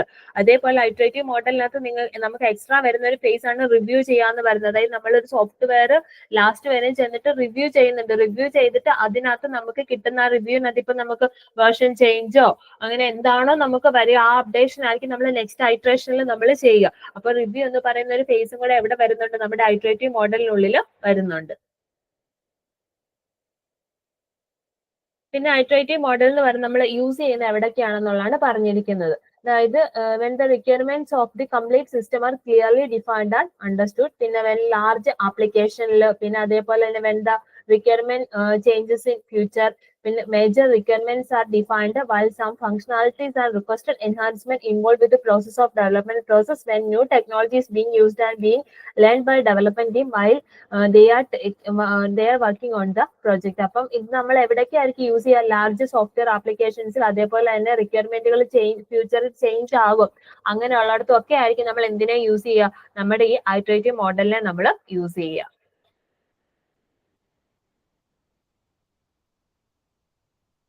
പിന്നെ ഇതിന്റെ മെയിൻ ആയിട്ടുള്ള അഡ്വാൻറ്റേജുകൾ ഇവിടെ പറഞ്ഞിട്ടുണ്ട്. Flexible and adaptable. ഇപ്പൊ ഫ്ലെക്സിബിൾ ആൻഡ് അഡാപ്റ്റബിൾ എന്ന് പറഞ്ഞു കഴിഞ്ഞാൽ എന്തായിരിക്കും, ഇത് iterative model can easily accommodate changes in requirement as the project progress, making it ideal four project with evolving uncertain requirement. അപ്പൊ എന്തായിരിക്കും, ഫ്ലെക്സിബിൾ ആയിരിക്കും, റിക്വയർമെന്റുകളൊക്കെ നമുക്ക് അഡാപ്റ്റ് ചെയ്യാൻ പറ്റും. അതേപോലെ തന്നെ ഏർലി ഫീഡ്ബാക്ക് ആൻഡ് വാലിഡേഷൻ, അതായത് സ്റ്റേക്ക് ഹോൾഡേഴ്സിന് ഓരോ ഐറ്ററേഷനും കഴിഞ്ഞിട്ട് നമ്മൾ ഫീഡ്ബാക്കിന് വേണ്ടിയിട്ട് സ്റ്റേക്ക് ഹോൾഡേഴ്സിന് കൊടുക്കുന്നുണ്ടെന്ന് പറഞ്ഞു. അപ്പൊ അതുകൊണ്ട് തന്നെ ഏർലി ഫീഡ്ബാക്ക് ആൻഡ് വാലിഡേഷൻ ആണ്.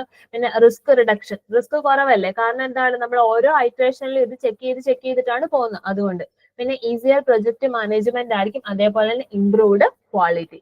ഇതൊക്കെയാണ് ഇതിന്റെ മെയിൻ ആയിട്ടുള്ള അഡ്വാൻറ്റേജസ് എന്ന് പറയുന്നത്. ഇനി ഇതിന്റെ ഡിസഡ്വാൻറ്റേജസ് എന്ന് പറയുന്നത് എന്തൊക്കെയാണ്, റിക്വയർ ഡിസിപ്ലിൻഡ് പ്ലാനിങ് ആയിരിക്കും, അതേപോലെ തന്നെ എന്താണ്, ലെസ് പ്രെഡിക്റ്റബിൾ ടൈം ലൈൻ ആയിരിക്കും. അതായത് നമുക്ക് പ്രെഡിക്റ്റ് ചെയ്യാൻ വേണ്ടിയിട്ട് പറ്റത്തില്ല ഇത് എപ്പോൾ തീരും എന്നുള്ളത്. കാരണം എന്താണ്, നമ്മൾ ഓരോ ഐട്രേഷൻ ചെയ്യുമ്പോഴും നമുക്ക് പുതിയ റിക്വയർമെന്റ് വരട്ടെ, അല്ലെ എന്തെങ്കിലും അപ്ഡേഷൻസ് വരട്ടെ, അപ്പൊ നമ്മൾ അത് ചെയ്തുകൊണ്ടായിരിക്കും അത് മുൻപോട്ട് പോകുക. അപ്പം അതിനൊരു പ്രെഡിക്റ്റബിൾ ടൈം ലൈൻ എപ്പോൾ അത് കംപ്ലീറ്റ് ആകും എന്നൊന്നും നമുക്ക് പറയാൻ വേണ്ടിയിട്ട് പറ്റത്തില്ല. പിന്നെ റിക്വയർ ഫ്രീക്വന്റ് കമ്മ്യൂണിക്കേഷൻ, പിന്നെ പൊട്ടൻഷ്യൽ ഫോർ സ്കോപ്പ് ക്രീപ്പ്.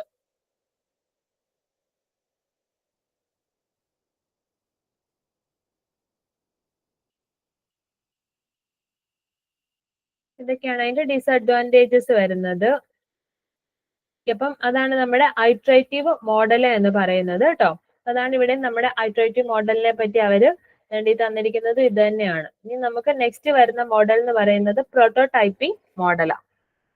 എന്ത് ഈ പ്രോട്ടോടൈപ്പിംഗ് മോഡൽ എന്ന് പറഞ്ഞു കഴിഞ്ഞാല്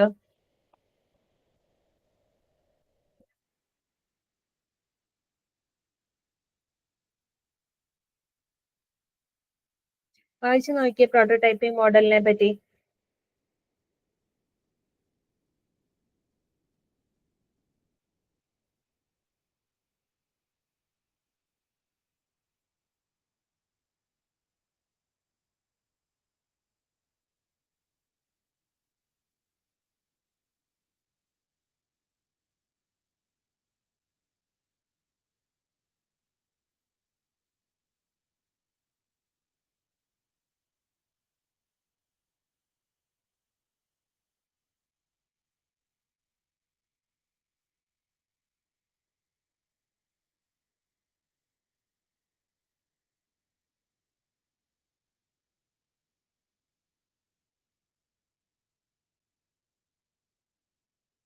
പ്രോട്ടോടൈപ്പിംഗ് മോഡലിനകത്ത് ആദ്യമേ അവർ പറഞ്ഞിരിക്കുന്ന ഒരു കാര്യം കണ്ട് അതൊരു വർക്കിംഗ് മോഡൽ ആണെന്ന് അവർ പറഞ്ഞിട്ടുണ്ട്.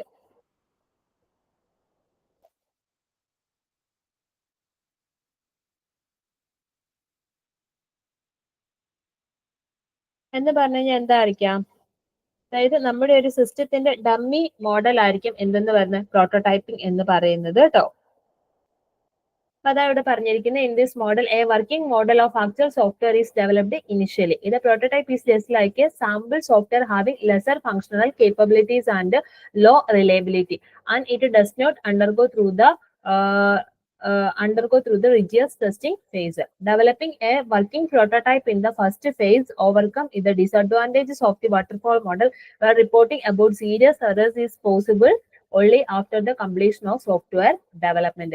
അപ്പം ഇവിടെ എല്ലാം കമ്പയർ ചെയ്തിരിക്കുന്നത് നമ്മുടെ വാട്ടർഫോൾ മോഡലുമായിട്ടാണ്. കാരണം അത് ഫസ്റ്റ് നമ്മൾ ഡെവലപ്പ് ചെയ്ത സോഫ്റ്റ്വെയർ മോഡൽ എന്ന് പറയുന്ന വാട്ടർഫോൾ ആണ്. അപ്പൊ ബാക്കിയുള്ള മോഡലുകളെല്ലാം അതുമായിട്ട് കമ്പയർ ചെയ്തിട്ടാണ് പറയുന്നത്. അപ്പം ഇവിടെ എന്ന് പറഞ്ഞു കഴിയുമ്പോൾ നമ്മൾ എന്താണ് ആദ്യമേ ഒരു റഫ് ആയിട്ടുള്ള ഒരു സോഫ്റ്റ്വെയർ മോഡൽ നമ്മൾ ക്രിയേറ്റ് ചെയ്തിട്ട് അതിന്റെ അകത്തുള്ള എറേഴ്സും കാര്യങ്ങളും ഒക്കെ ആയിരിക്കും നമ്മൾ ഓവർകം ചെയ്തിട്ട് മുൻപോട്ട് പോവുക എന്നാണ് പറഞ്ഞിരിക്കുന്നത്. The working prototype is given to customer for operation. The customer after it use give the feedback. Analyzing the feedback given by the customer, the developer refine, add the requirement and prepare the final specification document. അതായത് ഏറെക്കുറെ നമ്മുടെ iterative model പോലെ തന്നെ, പക്ഷേ എന്താണ് നമ്മൾ ഓരോ iteration by നമ്മൾ ചെയ്യുന്നില്ല. നമ്മൾ ഒറ്റയടിക്ക് ഒരു ഡമ്മി പ്രൊജക്ട്, അതായത് നമ്മുടെ കയ്യിൽ ഒരു മോഡൽ ഉണ്ടായിരിക്കും. ആ മോഡൽ നമ്മൾ ആർക്ക് കൊടുക്കുന്നു? സ്റ്റേക്ക് ഹോൾഡേഴ്സിന് കൊടുക്കുന്നു. അവരത് മൊത്തം ഇവാലുവേറ്റ് ചെയ്തിട്ട് പുതിയ കാര്യങ്ങൾ എന്തൊക്കെയാണോ വേണ്ടത് ആ ഫീഡ്ബാക്ക് നമുക്ക് തരുന്നു. അതിന്റെ ബേസിൽ നമ്മൾ പ്രിപ്പയർ ചെയ്യുമായിരിക്കും ചെയ്യുന്നത്. അതാണ് എന്തിനകത്ത് നടക്കുന്നത്? നമ്മുടെ ഈ പ്രോട്ടോടൈപ്പിംഗ് മോഡലിനകത്ത് നടക്കുന്നത് എന്നാണ് പറഞ്ഞിരിക്കുന്നത്.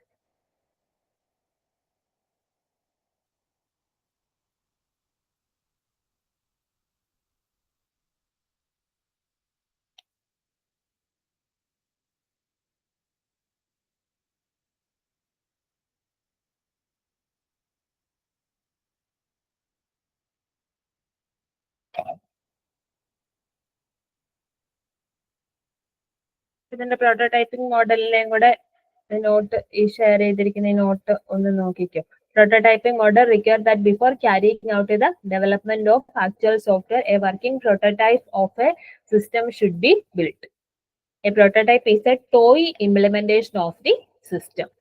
A prototype usually turn out to be very crude version of actual system, possible exhibiting limited functional capabilities, raw reliability, and inefficient performance as compared to actual software. It may instance the client has general view of what expected from the software product. അപ്പം എന്താ ശരിക്കും എന്താണ് ഒരു toy implementation? അതായത് നമുക്കൊരു dummy തരുവാണ്.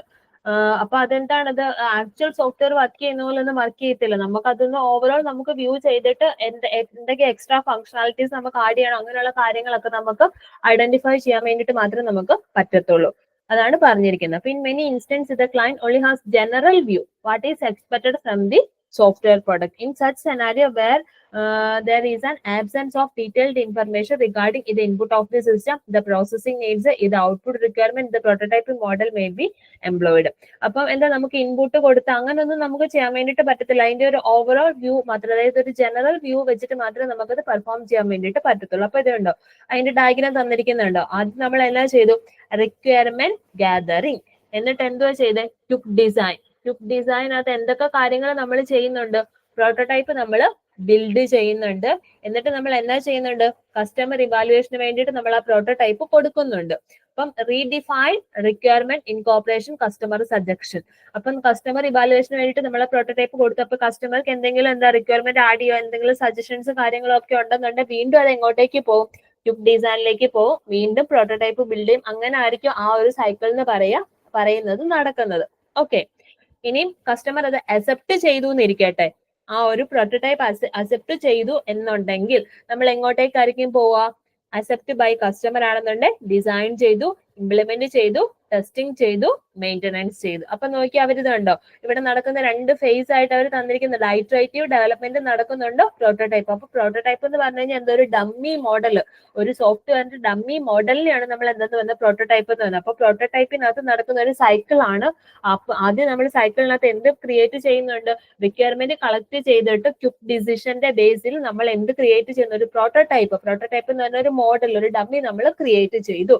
അത് ആർക്ക് കൊടുത്തു, കസ്റ്റമർക്ക് കൊടുത്തു. കസ്റ്റമർ അതിനെ ഇവാലുവേറ്റ് ചെയ്തിട്ട് പുതിയ റിക്വയർമെന്റുകൾ എന്തെങ്കിലും ഉണ്ട് എന്നുണ്ടെങ്കിൽ അത് നമ്മൾ റിഫൈൻ ചെയ്ത് വീണ്ടും quick design, build, prototype, customer evaluation അത് അങ്ങനെ റിപ്പീറ്റ് ചെയ്യും. ഇനി ഒന്നും ഇല്ല എന്നുണ്ടെങ്കിൽ എങ്ങോട്ടേക്ക് പോകും, നമ്മുടെ ഐറ്ററേറ്റീവ് മോഡലിലേക്ക്. അതായത് കസ്റ്റമർ ആ ഒരു മോഡൽ അക്സെപ്റ്റ് ചെയ്തു, അല്ല ഡമ്മി പ്രോട്ടോടൈപ്പിനെ അക്സെപ്റ്റ് ചെയ്തു എന്നുണ്ടെങ്കിൽ ഡിസൈൻ, ഇംപ്ലിമെന്റേഷൻ, ടെസ്റ്റിംഗ് ആൻഡ് മെയിൻ്റനൻസിലേക്ക് പോയി. ഓക്കെ, അപ്പൊ ഇതാണ് നമ്മുടെ എന്ത് മോഡൽ എന്ന് പറയുന്നത്, ഐറ്ററേറ്റീവ് നമ്മുടെ പ്രോട്ടോടൈപ്പ് മോഡൽ എന്ന് പറയുന്നത്. അതിന്റെ സ്റ്റെപ്സ് ഒക്കെ ഇവിടെ പറയുന്നുണ്ട്. റിക്വയർമെന്റ് ഗാദറിംഗ് ആൻഡ് അനാലിസിസ് ഉണ്ട്, quick decision, build a prototype, assessment for user evaluation, prototype refinement ഉണ്ട്, എഞ്ചിനീയർ പ്രോഡക്റ്റ്.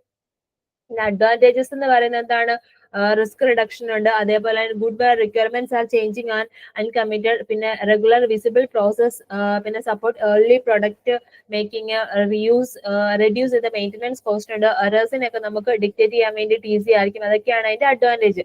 ഡിസഡ്വാൻറ്റേജ് എന്ന് പറഞ്ഞു കഴിഞ്ഞാൽ എന്തായിരിക്കാം, നമ്മുടെ പ്രോട്ടോടൈപ്പ് നമ്മൾ ക്രിയേറ്റ് ചെയ്തത് കറക്റ്റ് അല്ല എന്നുണ്ടെങ്കിൽ നമ്മുടെ ഫൈനൽ ഔട്ട്പുട്ട് എന്ന് പറയുന്നത് നല്ലതായിരിക്കത്തില്ല. പിന്നെ റിക്വയർ എക്സ്റ്റെൻസീവ് കസ്റ്റമർ കൊളാബറേഷൻ, അതായത് കോസ്റ്റ് ഒക്കെ ഇവിടെ എന്തായിരിക്കും, കൂടുതലായിരിക്കും.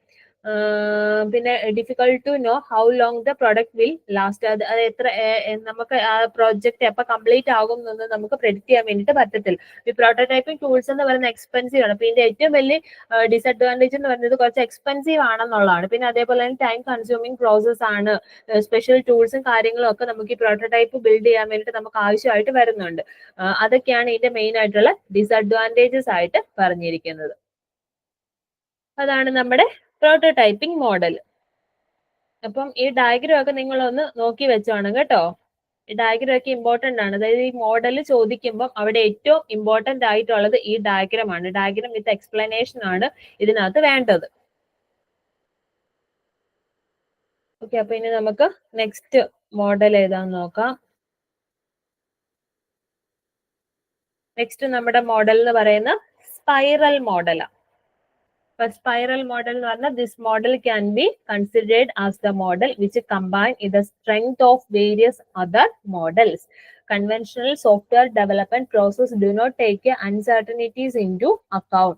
Important software projects have failed because of unforeseen risk. In other models, view software process as linear activity, whereas this model considered as a spiral process.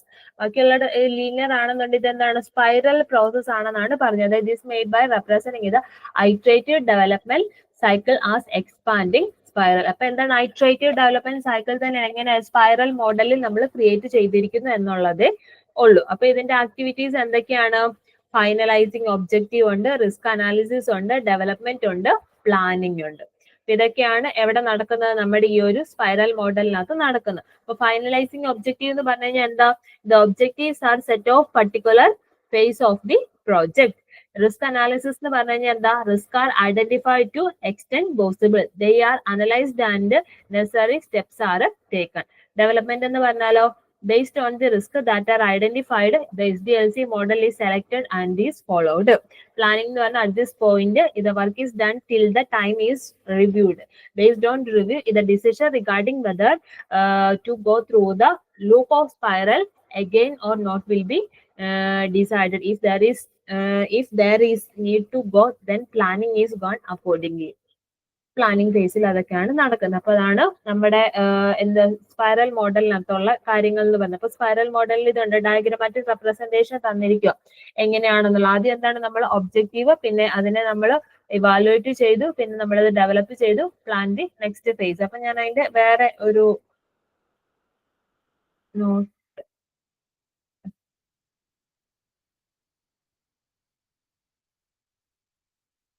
ഇത് spiral മോഡലും കുറച്ചും കൂടെ easy ആയിട്ട് ഇതിനകത്ത് പറയുന്നുണ്ട്. സ്പൈറൽ മോഡൽ എന്ന് പറയുമ്പോൾ in order to overcome the consequence of waterfall model it was necessary to develop a new software model that is spiral model. Spiral മോഡലിനകത്ത് 4 ഫേസ്, അതായത് നമ്മളിപ്പോ ആ ഡയഗ്രത്തിനകത്ത് കണ്ടില്ലായിരുന്നോ? അപ്പൊ ആ ഡയഗ്രത്തിനെ നമ്മൾ 4ആയിട്ട് ഡിവൈഡ് ചെയ്തിരിക്കുന്നത് പോലല്ലേ കണ്ടത്? ഇപ്പൊ ഇതിന്റെ ഈ ഡയഗ്രം നോക്കുമ്പോൾ അതിനകത്ത് 4 പാർട്ടീഷൻ വന്നിട്ടുണ്ട് സ്പൈറൽ മോഡലിന്റെ, കണ്ടോ?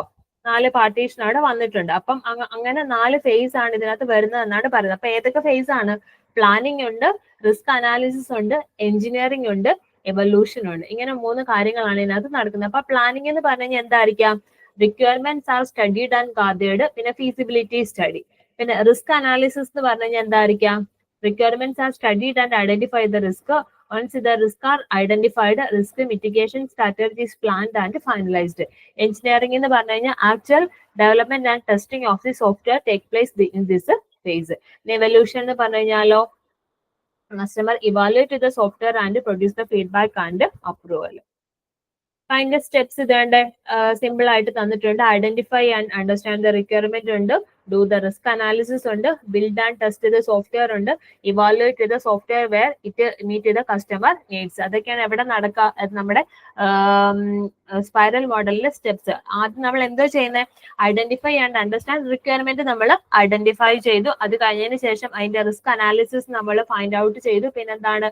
നമ്മൾ സോഫ്റ്റ്വെയർ മോഡൽ നമ്മൾ ബിൽഡ് ചെയ്തു. പിന്നെ നമ്മൾ എന്തോ ചെയ്ത് അതിനെ ഇവാലുവേറ്റ് ചെയ്തു. കസ്റ്റമറിന്റെ റിക്വയർമെന്റുകളെല്ലാം മീറ്റ് ചെയ്തിട്ടുണ്ടോ ഇല്ലയോ നമ്മളത് ഇവാലുവേറ്റ് ചെയ്തു. അപ്പൊ ഇതുണ്ടോ അതിന്റെ ഡയഗ്രം തന്നിരിക്കുന്ന? Planning, risk analysis, engineering, evaluation. അപ്പൊ പ്ലാനിങ്ങിനകത്ത് എന്തുവാ നടക്കുന്നത്? Requirement gathering.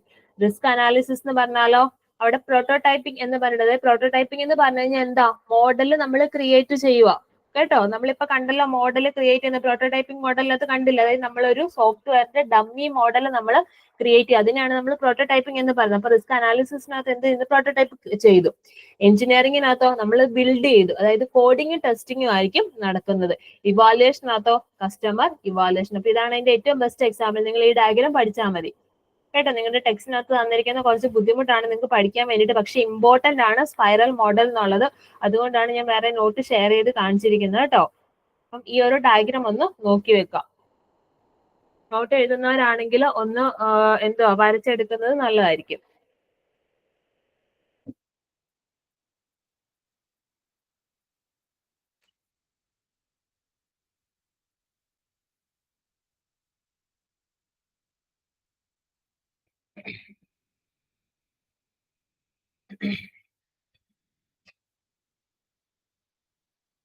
അപ്പം ഫേസുകൾ ഓർത്ത് വെക്കുക. പ്ലാനിങ് ഉണ്ട്, റിസ്ക് അനാലിസിസ് ഉണ്ട്, എഞ്ചിനീയറിംഗ് ഉണ്ട്, ഇവാലുവേഷൻ ഉണ്ട്. അപ്പൊ പ്ലാനിങ്ങിനകത്ത് എന്താ നടക്കുന്നത്? റിക്വയർമെന്റ് ഗാദറിംഗ്, റിസ്ക് അനാലിസിസിനകത്ത് പ്രോട്ടോടൈപ്പ്, എഞ്ചിനീയറിംഗിനകത്ത് കോഡിംഗ് ആൻഡ് ടെസ്റ്റിംഗ് ഉണ്ട്, ഇവാലുവേഷനകത്ത് കസ്റ്റമർ ഇവാലുവേഷൻ എന്ന് പറയുന്നത്. അപ്പൊ അതാണ് നമ്മുടെ സ്പൈറൽ മോഡൽ എന്ന് പറയുന്നത്, കേട്ടോ. അപ്പൊ സ്പൈറൽ ആയിട്ടല്ല അതിന്റെ എന്താ ഡയഗ്രമാറ്റിക് റെപ്രസെന്റേഷൻ വന്നിരിക്കുന്നത്. പിന്നെ വെൻ ടു യൂസ്. അപ്പൊ വെൻ ടു യൂസ് എന്ന് പറയുമ്പോൾ എന്നാ തന്നിരിക്കുന്ന when the project is large, where the software need continuous risk evaluation, where release ഇത് റിക്വയർഡ് ടു ബി ഫ്രീക്വന്റ്. അവിടൊക്കെയാണ് നമ്മൾ ഇതിനെ യൂസ് ചെയ്യുക. പിന്നെ അതിന്റെ അഡ്വാൻറ്റേജുകൾ എന്തൊക്കെയാണ്? ഡെവലപ്മെന്റ് ഫാസ്റ്റ് ആയിരിക്കും, റിസ്ക് ഇവാലുവേഷൻ എന്ന് പറയുന്നത് പ്രോപ്പർ ആയിട്ട് നടക്കും, പിന്നെ more and more features are added in systematic way. Disadvantages എന്ന് പറഞ്ഞാൽ എന്തായിരിക്കും? Risk analysis is important phase, so it require expert people. It is costly for smaller project. It is not beneficial for smaller project. ഇപ്പൊ ചെറിയ പ്രൊജക്റ്റിലൊക്കെ ഇതെന്ന് പറയുന്ന അത്ര എന്താ usable ആയിരിക്കത്തില്ല. പിന്നെ റിസ്ക് അനാലിസിസ് ചെയ്യണമെന്നുണ്ടെങ്കിൽ എന്തായിരിക്കും? അതിന് എക്സ്പേർട്ട് ആയിട്ടുള്ള പീപ്പിൾസ് നമുക്ക് ഇവിടെ ആവശ്യമായിട്ട് വരുന്നുണ്ട്. അപ്പൊ അതൊക്കെയാണ് അതിന്റെ ഡിസഡ്വാൻറ്റേജസ് എന്ന് പറയുന്നത്. അപ്പൊ അതാണ് നമ്മുടെ സ്പൈറൽ മോഡൽ എന്ന് പറയുന്നത് കേട്ടോ.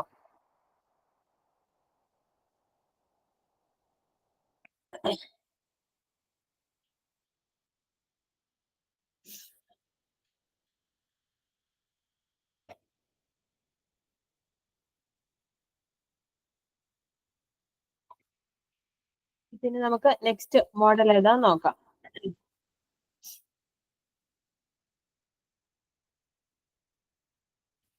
നെക്സ്റ്റ് മോഡൽ റാഡ് മോഡലാ. അപ്പൊ റാഡ് മോഡലിന്റെ നോട്ട്സ് ഒന്ന് വായിച്ച്. റാഡ് മോഡൽ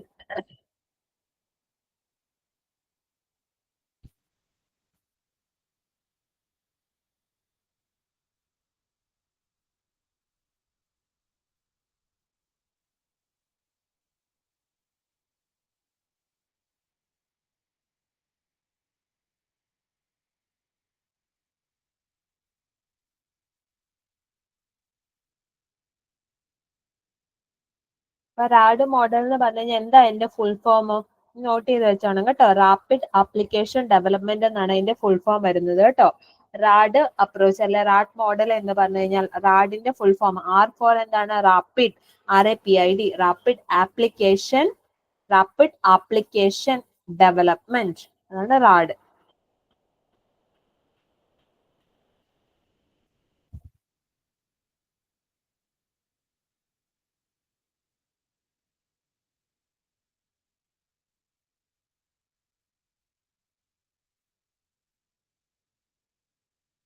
ഇതുണ്ട് റാഡ് മോഡലിൽ ഞാൻ വേറൊരു നോട്ട് ഷെയർ ചെയ്തിട്ടുണ്ട്, നിങ്ങളുടെ ടെക്സ്റ്റിൽ അധികം പറയാത്തതുകൊണ്ട്. അപ്പൊ RAD is a linear sequential software development process model that emphasizes a consistent development cycle using the element based construction approach. അപ്പൊ എന്താണ്? എലമെന്റ് ബേസ്ഡ് കൺസ്ട്രക്ഷൻ അപ്രോച്ച് ആണ് ഇവിടെ യൂസ് ചെയ്തിരിക്കുന്നത് എന്നാണ് പറയുക. അപ്പൊ എന്ന് പറഞ്ഞു കഴിഞ്ഞാൽ എന്താണ്? If the requirements are well understood and described and the project scope is a constraint, the RAD process enable the development team to create fully functional system within concise time period. അപ്പൊ എന്താ? ഒരു particular time പീരീഡിൽ full functionality functional ആയിട്ടുള്ള ഒരു സിസ്റ്റത്തിനെ develop ചെയ്യുമായിരിക്കും അവിടെ ചെയ്യുന്ന RAD മോഡലിനകത്ത് ചെയ്യുന്നത്. അതുകൊണ്ട് തന്നെയാണ് അതിന്റെ പേരെന്താണ്? റാപ്പിഡ് ആപ്ലിക്കേഷൻ ഡെവലപ്മെന്റ് എന്നല്ലേ. Is concept that product can developed faster for high quality through. ഇപ്പൊ gather requirement using workshop or focus group ആയിരിക്കും. Prototyping and early user testing of design, reuse the software components, rigidity, placed schedule, പിന്നെ less formality. അതൊക്കെയാണ് അതിന്റെ എന്താ features ആയിട്ട് പറഞ്ഞിരിക്കുന്നത്. അപ്പൊ ഇതുണ്ട് മൊഡ്യൂൾ വൈസ് നമ്മൾ അതിനെ കൺവേർട്ട് ചെയ്തിട്ടാണ് ചെയ്തിരിക്കുന്നത്. അപ്പൊ എന്താ വലിയ വലിയ പ്രൊജക്റ്റിലൊക്കെ നമ്മൾ യൂസ് ചെയ്യുന്നതാണ് ഈ ഒരു മോഡൽ എന്ന് പറയുന്നത്. അതായത് ബിസിനസ് മോഡലിംഗ്, ഡേറ്റ മോഡലിംഗ് അങ്ങനെയൊക്കെ ഉള്ളിടത്തായിരിക്കും നമ്മൾ എന്തിനെ യൂസ് ചെയ്യുന്നത്? നമ്മൾ ഈ റാഡ് മോഡലിൽ യൂസ് ചെയ്യുന്നത്. അപ്പൊ റാപ്പിഡ് ആപ്ലിക്കേഷൻ എന്താ? പെട്ടെന്ന് ഉള്ള റാപ്പിഡ്, അതായത് പെട്ടെന്ന് ഒരു ഇത്ര ടൈം പീരീഡിനുള്ളിൽ ഡെവലപ്പ് ചെയ്യുന്ന ടൈപ്പ് ഒരു സോഫ്റ്റ്വെയർ മോഡലിനെയാണ് നമ്മൾ എന്തെന്ന് പറയുന്നത്? റാഡ് മോഡൽ എന്ന് നമ്മൾ പറയുന്നത്. അപ്പൊ അതെവിടെ യൂസ് ചെയ്യുന്നതൊക്കെ പറഞ്ഞിരിക്കുന്നുണ്ട്. When the system should need to create the project that modularise in short span time, അതായത് 2 to 3 months. പിന്നെ when the requirements are well known, when the technical risk is limited, പിന്നെ ഇത് necessary to make the system with the module in 2 to 3 months of period, where it should be if budget allows use the automatic code generating tools. അപ്പൊ ഇവിടെ നമ്മൾ എന്തായിരിക്കും? Automatic code generation ടൂൾസും കാര്യങ്ങളൊക്കെ ഇവിടെ നമ്മൾ use ചെയ്യാറുണ്ട്. അപ്പൊ അങ്ങനെയുള്ള സിറ്റുവേഷനിലൊക്കെയാണ് നമ്മൾ ഈ റാഡ് മോഡൽ യൂസ് ചെയ്യുന്നത്. പിന്നെ ഇതിന്റെ അഡ്വാൻറ്റേജസ് എന്ന് പറയുന്നത് this model is flexible for change ആയിരിക്കും, പിന്നെ ചേഞ്ചസ് ആർ അഡോപ്റ്റബിൾ ആയിരിക്കും, പിന്നെ each phase RAD brings highest priority functionality to the customer, പിന്നെ reduce development time, increase the reusability features. പിന്നെ ഇതിന്റെ ഡിസഡ്വാൻറ്റേജ് ഇവിടെ എന്താ, ഹൈലി സ്കിൽഡ് ആയിട്ടുള്ള ഡിസൈനേഴ്സ് ഇവിടെ ആവശ്യമുണ്ട്. അതേപോലെ all application is not compactable with RAD, പിന്നെ smaller project we cannot use RAD model on the high technical risk, it is not suitable, required user involvement. അപ്പൊ അതൊക്കെയാണ് അതിന്റെ ഡിസഡ്വാൻറ്റേജസ് വരുന്നത്. അപ്പൊ അതാണ് നമ്മുടെ റാഡ് മോഡൽ എന്ന് പറയുന്നത്. അത് തന്നെയാണ് ഇവിടെ പറഞ്ഞിരിക്കുന്നത് കണ്ടോ, in this model quick approach four software development and is based on linear sequential flow of various development process. The software is constructed on component basis, thus the multiple teams are given to task of different component development. It increases the overall speed of the software development. It gives the fully functional system within a short time. കണ്ടോ, it gives fully functional system within a very short time. This approach emphasizes the development of reusable program component. It follows the modular approach for development. Is the problem with this model that may not work with the technical risk are high. അപ്പൊ ഇതിന് technical risk high ആയിരിക്കും. പിന്നെ ഇതെങ്ങനെ work ചെയ്യുന്ന, module ആയിട്ട് ഇതിനെ divide ചെയ്തിട്ടായിരിക്കും അതിന്റെ working എന്ന് പറയാൻ നടക്കുന്നത്. അപ്പൊ ഓരോ മൊഡ്യൂൾ ഓരോരുത്തർക്ക് വേണ്ടിയിട്ട് ഡിവൈഡ് ചെയ്തിട്ട് കൊടുത്തിട്ടായിരിക്കും ഇത് നമ്മൾ വർക്ക് ചെയ്യിപ്പിക്കുന്നത്. അപ്പൊ അതാണ് നമ്മുടെ എന്തെന്ന് പറയുന്ന റാഡ് അപ്രോച്ച് എന്ന് പറയുന്നത്. ഇത്രയാണ് എന്തിനകത്ത് പറഞ്ഞിരിക്കുന്നത്, നമ്മുടെ മോഡലിനകത്ത് വന്നിരിക്കുന്നത് കേട്ടോ, മെയിൻ ആയിട്ടുള്ള മോഡൽസ്. അപ്പൊ ഏതൊക്കെ മോഡൽ നമ്മൾ പഠിച്ചത്, റാഡ് മോഡൽ കണ്ടു, പിന്നെന്തായിരുന്നു സ്പൈറൽ മോഡൽ നമ്മൾ പഠിച്ചു, പിന്നെന്താണ് പ്രോട്ടോടൈപ്പിംഗ് മോഡൽ ഉണ്ടായിരുന്നു, പിന്നെ ഏതായിരുന്നു ഐട്രേറ്റീവ് എൻഹാൻസ്മെന്റ് മോഡൽ ഉണ്ടായിരുന്നു, വാട്ടർഫോൾ മോഡൽ ഉണ്ടായിരുന്നു, പിന്നെ ഏത് മോഡൽ ആയിരുന്നു ഉണ്ടായിരുന്നത്, ആദ്യം ബിൽഡ് ആൻഡ് ഫിക്സ് മോഡൽ. ഈ മോഡൽസ് എന്ന് പറയുന്നത് ഇമ്പോർട്ടന്റ് ആണ്, പഠിച്ചു വെച്ചോണം.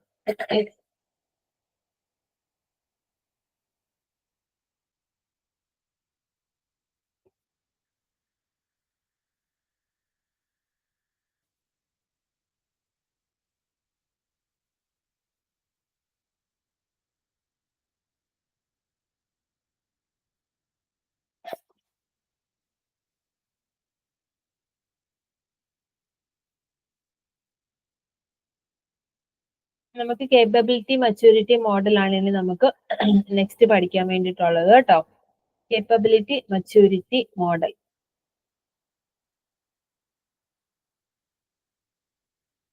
ഇപ്പൊ ജസ്റ്റ് അതൊന്ന് വായിച്ചു നോക്കിയ കേപ്പബിലിറ്റി മച്യൂരിറ്റി മോഡൽ CM.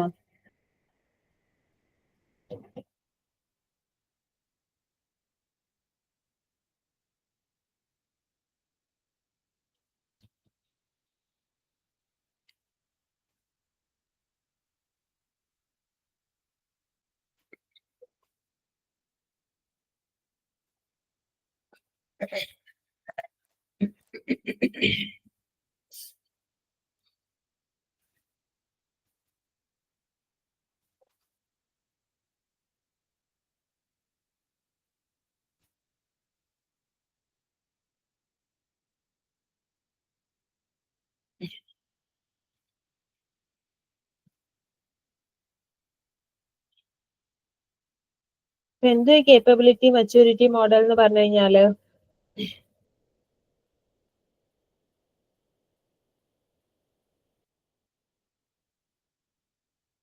നമ്മുടെ ഒരു ഓർഗനൈസേഷന്റെ സോഫ്റ്റ്വെയർ ഡെവലപ്മെന്റ് പ്രോസസ്സിനെ ഡെവലപ്പ് ചെയ്യാനും ഡിഫൈൻ ചെയ്യാനും ഒക്കെ വേണ്ടിയിട്ട് നമ്മൾ യൂസ് ചെയ്യുന്ന ഒരു മെത്തഡോളജിനെയാണ് നമ്മൾ കേപ്പബിലിറ്റി മച്യൂരിറ്റി മോഡൽ എന്ന് പറയുന്നത് കേട്ടോ. നമുക്ക് നോക്കാം. The process model based on various software development phases, whereas capability model has the entirely different basis of development. These are based upon the capability of software. It was developed by the Software Engineering Institute (SEI).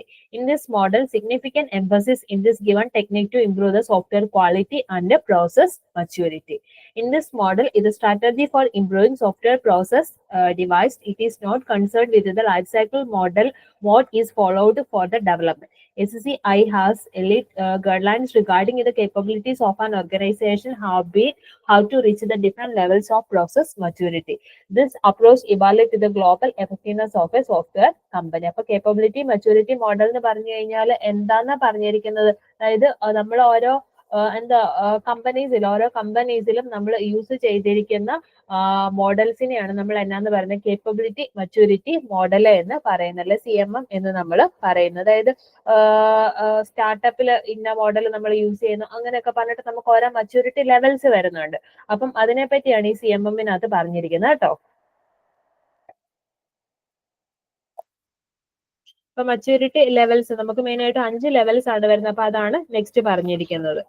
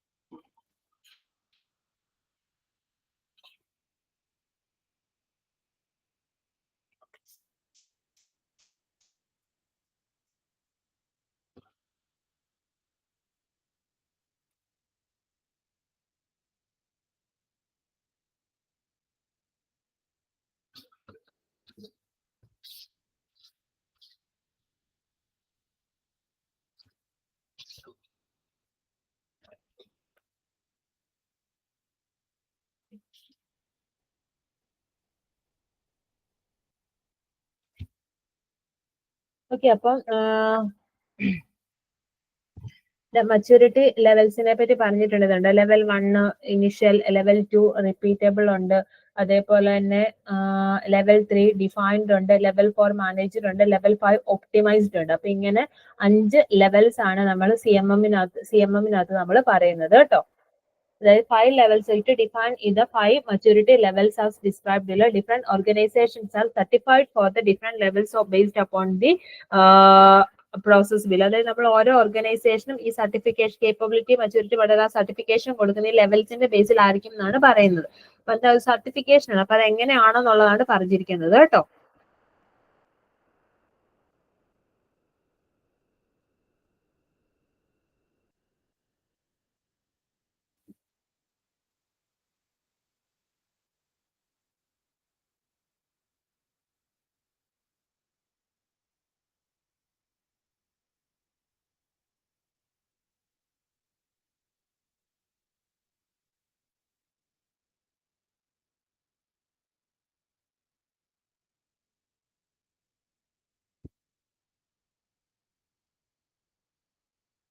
CMM എന്ന് പറഞ്ഞു കഴിഞ്ഞാൽ ഒരു ഓർഗനൈസേഷന്റെ maturity level, ആ software development maturity level measure ചെയ്യാൻ, evaluate ചെയ്യാൻ വേണ്ടിയിട്ടാണ് നമ്മളത് യൂസ് ചെയ്യുന്നത്. അപ്പൊ ഈ CMM1 അല്ലെ ലെവൽ 1 എന്ന് പറയുന്നതിന് നമ്മൾ ഇനിഷ്യൽ എന്നായിരിക്കും നമ്മൾ പറയുന്നത്. അപ്പൊ ഇനിഷ്യൽ എന്ന് പറഞ്ഞു കഴിഞ്ഞാൽ എന്തായിരിക്കും, ആർക്ക് കൊടുക്കുന്നതായിരിക്കാം? അവിടെ എക്സ്പ്ലനേഷൻ കൊടുത്തിരിക്കുന്ന at this maturity level software is developed an ad hoc basis and no strategic approach is used for this development. അപ്പൊ എന്താ പറഞ്ഞിരിക്കുന്നത്, അഡ്ഹോക് ബേസിസിലായിരിക്കും, ഒരു സ്ട്രാറ്റജിക് അപ്രോച്ച് ഒന്നും അവിടെ യൂസ് ചെയ്യുന്നില്ല. പിന്നെ എന്താ successive of developed software entirely depend upon the skill of the team members as no sound engineering approach is followed. The time and the cost of the project are not critical issues. In maturity level 1 organization, software process is unpredictable because if the development team changes, the process will change. The testing of software is also very simple and accurate predictions regarding the software quality are not possible. SEI's assessment indicate that vast majority of software organizations are level 1 organization. നമ്മുടെ startup ഒക്കെ ഇല്ല, newly started ഓർഗനൈസേഷൻസിനൊക്കെ കൊടുക്കുന്ന certification ആണ് എന്തെന്ന് പറയുന്നത്, CMMI 1 എന്ന് പറയുന്നത്, അല്ലെ ലെവൽ 1 അല്ലെ ഇനീഷ്യൽ എന്ന് പറയുന്നത് കേട്ടോ. അപ്പൊ അവിടെയൊക്കെ എങ്ങനെ ആയിരിക്കും, അപ്പൊ അത്രയും ഓർത്ത് വെക്കുക. അപ്പൊ അതെങ്ങനെ ആയിരിക്കും എന്നുള്ളതാണ് അവിടെ പറഞ്ഞിരിക്കുന്നത്. എന്തുകൊണ്ടാണ് ഈ സ്റ്റാർട്ടപ്പ് എന്നൊക്കെ പറയുമ്പോൾ എപ്പോഴും എങ്ങനെ ആയിരിക്കും വരുന്നത്, software developed and ad hoc basis and no strategic approach is used for this development. പിന്നെന്താ success developed software entirely depend upon, success software development എന്ന് പറഞ്ഞാൽ എന്തിനെ ഡിപ്പെൻഡ് ചെയ്തിട്ടായിരിക്കും, അവിടുത്തെ ടീം മെമ്പേഴ്സിന്റെ സ്കിൽസിനെ ഡിപ്പെൻഡ് ചെയ്തിട്ടായിരിക്കും. ഓക്കെ, അപ്പൊ അതാണ് നമ്മുടെ ഇനിഷ്യലിനകത്ത് പറയുന്നത്. ഇനി ലെവൽ 2 റിപ്പീറ്റബിൾ ആയിരിക്കും വരുന്നത്. അപ്പൊ അതെന്ന് പറയുന്നത് എങ്ങനെ ആയിരിക്കും, the organization satisfy all requirements of level 1. At this level, basic project management policies and the related procedures are established. അപ്പൊ എന്തായിരിക്കാം, അതായത് ഓർഗനൈസേഷൻ നമ്മൾ ലെവൽ 1 എല്ലാ റിക്വയർമെന്റും നമ്മൾ സാറ്റിസ്ഫൈ ചെയ്തിട്ട് വന്നു. ബേസിക് ലെവലിലെല്ലാം നമ്മൾ സാറ്റിസ്ഫൈ ചെയ്തിട്ട് വന്നു. ബേസിക് പ്രൊജക്ട് മാനേജ്മെന്റ് പോളിസീസും അതേപോലെ തന്നെ അതിന്റെ പ്രൊസീജിയേഴ്സും ഒക്കെ നമ്മൾ എസ്റ്റാബ്ലിഷ് ചെയ്തു. അപ്പൊ ഇത് institution achieving this maturity level learn with the experience of earlier project and reutilize the successful practices is ongoing project. അപ്പൊ എന്താ, ഒരു പ്രൊജക്റ്റിനകത്ത് നമുക്ക് എക്സ്പീരിയൻസും കാര്യങ്ങളൊക്കെ ഉണ്ട്. അതിന്റെ ബേസിൽ നമ്മൾ ബാക്കി ഓൺഗോയിങ് പ്രോസസ്സിൽ സക്സസ് ആയിട്ട് പൊക്കോണ്ടിരിക്കും. അപ്പൊ ആ ഓൾറെഡി എക്സ്പീരിയൻസ് ഉള്ള പ്രൊജക്റ്റിലെ ആ ഒരു എന്താ സ്റ്റെപ്സുകളൊക്കെ നമ്മൾ യൂസ് ചെയ്തിട്ടാണ് ഓൺഗോയിങ്ങിനകത്ത് നമ്മൾ പൊക്കോണ്ടിരിക്കുന്നത്. അപ്പൊ അങ്ങനെ ഉള്ളതാണ് എന്തിനകത്ത് വരിക, റിപ്പീറ്റിനകത്ത് വരിക കേട്ടോ. If any organization managing the existing process or follow the new process to develop the software, or organization following the trial and error method to develop the software will get the second level of certification. അതിനാണ് നമ്മൾ repeatable എന്ന് പറയുന്നത്. The effective of the process can characterized as practiced, documented, implemented and trained. In this maturity level, the manager took solution to problem encountered in software development and corrective action is immediately taken. Hence, the process of development is much disciplined in maturity level. Thus, without measurement, sufficiency, realistic estimate regarding cost, schedule and functionalities are performed. The organization of this maturity level have installed basic management controls. ഇനി അടുത്തത് level 3. Level 3 എന്ന് പറയുന്നത് defined എന്നാണ് പറയുന്നത്. അപ്പൊ defined എന്ന് പറഞ്ഞു കഴിയുമ്പോൾ എങ്ങനെ ആയിരിക്കും കൊടുക്കുന്നത്, ഇത് ഓർഗനൈസേഷൻ, അതായത് ലെവൽ 2 സാറ്റിസ്ഫൈ ചെയ്തിട്ട് ഉള്ള ഓർഗനൈസേഷൻ ആയിരിക്കും ഇതെന്ന് പറയുന്നത്. അതായത് at this maturity level the software development process are well defined, managed and documented. അപ്പൊ എങ്ങനെ ആയിരിക്കും സോഫ്റ്റ്വെയർ ഡെവലപ്മെന്റ് പ്രോസസ് എന്ന് പറയുന്നത്, well defined and managed and document. അത് training is imparted to staff to gain the required knowledge. ഇത് standard practices are simply tailored to create the new project. ഇനി level 4, അതിന് നമ്മൾ മാനേജ്ഡ് എന്നായിരിക്കും പറയുന്നത്. അപ്പം അത് എന്ത് വരെയുള്ള റിക്വയർമെന്റ് സാറ്റിസ്ഫൈ ചെയ്തിട്ടുണ്ടായിരിക്കും, ലെവൽ 3 വരെയുള്ള. അപ്പൊ at this level quantitative standards R set for the software product and process. The project analysis is done on integrated organizational level and a collective database is created. The performance is measured at integrated organization level. The software development is performed with well-defined instruments. From the organization capability at level 4 is predictable because project control their product and process to ensure their performance within quantitatively specified limit. ഇത് quality of software is high. അപ്പൊ ഇതെന്തായിരിക്കും, അവിടെ എല്ലാം എന്താ, ഒരു software use ചെയ്തിട്ടായിരിക്കും നമ്മൾ എല്ലാ കാര്യങ്ങളെയും measure ചെയ്യുന്നത്. അപ്പൊ അവിടെ ഡെവലപ്പ് ചെയ്യുന്ന സോഫ്റ്റ്വെയർ ക്വാളിറ്റി എന്ന് പറഞ്ഞാൽ ഹൈ ആയിരിക്കും. അപ്പൊ അങ്ങനെയുള്ളതിനെയാണ് നമ്മൾ ലെവൽ 4 അല്ലെ മാനേജ്ഡ് എന്ന് നമ്മൾ പറയുന്നത്. ഇനി ലാസ്റ്റ് വരുന്ന ലെവൽ 5 ഒപ്റ്റിമൈസ്ഡ് ആയിരിക്കും. അതെന്ന് പറഞ്ഞാൽ എന്തായിരിക്കും, ബാക്കിയുള്ള 4 റിക്വയർമെന്റുകൾ സാറ്റിസ്ഫൈ ചെയ്തിട്ടായിരിക്കുള്ള ദിസ് ലാസ്റ്റ് ലെവൽ ആണ്. ഇത് organisation at this maturity level considered almost perfect. At this level, the entire organization continuously work the process improvement with the help of quantitative feedback obtained from lower level. The organization analyze its weakness and take required corrective steps proactively to prevent the errors. Based on the cost benefit analysis of new technologies, the organization changes their software development process. അപ്പൊ എന്തായിരിക്കും, ഈ നമ്മുടെ മുന്നേ കണ്ട എല്ലാ ലെവലും follow ചെയ്തിട്ട് അത്രയും എന്താ അക്യുറേറ്റ് ആയിട്ടുള്ള, കറക്റ്റ് ആയിട്ടുള്ള, പെർഫെക്റ്റ് ആയിട്ടുള്ള സോഫ്റ്റ്വെയർ ഡെവലപ്പ് ചെയ്യുന്ന ടൈപ്പ് ലെവലാണ് എന്തെന്ന് പറയുന്നത്, നമ്മുടെ ഒപ്റ്റിമൈസിങ് അല്ലെ ലെവൽ 5 അല്ലെങ്കിൽ CMMI 5 എന്ന് പറയുന്നത്. അപ്പൊ അത്രയും ലെവൽസ് ആണ് CMMIക്കകത്ത് വരുന്നത്. അപ്പൊ ഇമ്പോർട്ടന്റ് ആണ് കേട്ടോ ഈ CMM എന്ന് പറയുന്നത്. അപ്പം ഇതെന്ന് പറയുന്നത് എന്താണ്, CMM എന്ന് പറഞ്ഞാൽ എന്താണെന്ന് ഞാൻ പറഞ്ഞത്, കേപ്പബിലിറ്റി മച്യൂരിറ്റി മോഡൽ ആയിരിക്കും. അതെന്ന് പറഞ്ഞു കഴിഞ്ഞാൽ എന്തായിരിക്കും, it is a method to evaluate and measure the maturity of the software development process of an organization. അപ്പൊ എന്താ, ഒരു ഓർഗനൈസേഷന്റെ സോഫ്റ്റ്വെയർ ഡെവലപ്മെന്റ് പ്രോസസ്സിനെ ഇവാലുവേറ്റ് ചെയ്യുവായിരിക്കും ചെയ്യുന്നത്, അതിന്റെ മച്യൂരിറ്റി ഇവാലുവേറ്റ് ചെയ്യുവായിരിക്കും ചെയ്യുന്നത്. അപ്പൊ 5 മച്യൂരിറ്റി ലെവൽസ് ആണ് നമുക്ക് വരിക. ലെവൽ 1 ഉണ്ട്, അതിനെ നമ്മൾ ഇനിഷ്യൽ എന്നായിരിക്കും പറയുന്നത്. ലെവൽ 2 നമുക്ക് വരുന്നുണ്ട്, അത് റിപ്പീറ്റബിൾ ആയിരിക്കും. ലെവൽ 3നെ നമ്മൾ ഡിഫൈൻഡ് എന്ന് പറയുന്നു. ലെവൽ 4 മാനേജ്ഡ് എന്ന് പറയുന്നു. ലെവൽ 5നെ നമ്മൾ ഒപ്റ്റിമൈസിങ് എന്ന് പറയുന്നു.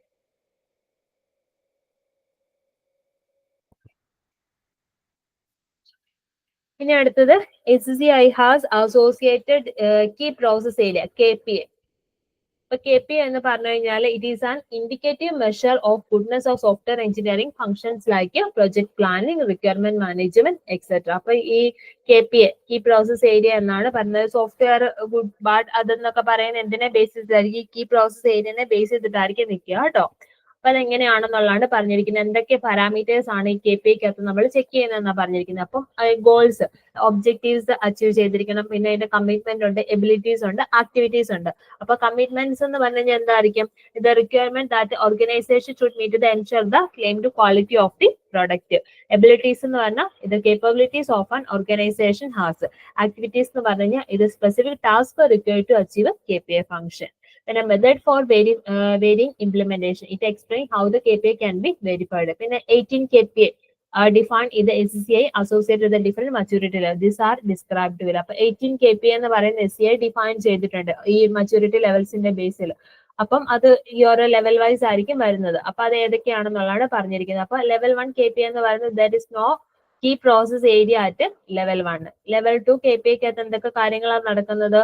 സോഫ്റ്റ്വെയർ പ്രൊജക്ട് പ്ലാനിംഗ് ഉണ്ട്, software project tracing and oversight വരുന്നുണ്ട്, റിക്വയർമെന്റ് മാനേജ്മെന്റ് വരുന്നുണ്ട്, സോഫ്റ്റ്വെയർ സബ് കോൺട്രാക്ട് മാനേജ്മെന്റ് വരുന്നുണ്ട്, സോഫ്റ്റ്വെയർ ക്വാളിറ്റി അഷുറൻസ് വരുന്നുണ്ട്, സോഫ്റ്റ്വെയർ കോൺഫിഗറേഷൻ മാനേജ്മെന്റ് വരുന്നുണ്ട്. ഇനി ലെവൽ 3 KPIക്കകത്താണേലോ എന്തൊക്കെയായിരിക്കും പെർഫോം ചെയ്യുന്നത്?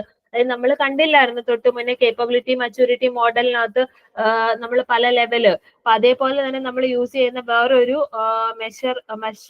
മെഷർമെന്റ് ആണ് എന്തെന്ന് പറയുന്നത് 18 KPI എന്ന് പറയുന്നത് കീ പ്രോസസ് ഏരിയ എന്ന് പറയുന്നത്. അപ്പൊ ഈ കീ പ്രോസസ് ഏരിയക്കകത്തും ഇതേപോലെ 5 ലെവൽസ് വരുന്നുണ്ട്. അപ്പൊ 5 ലെവൽ നമ്മൾ എങ്ങനെയാണ് സാറ്റിസ്ഫൈ ചെയ്യുന്നത്, എന്തൊക്കെ കാര്യങ്ങൾ നമ്മൾ അവിടെ പ്രോസസ്സ് ചെയ്യണം എന്നുള്ളതാണ് ഈ പറയുന്നത് കേട്ടോ.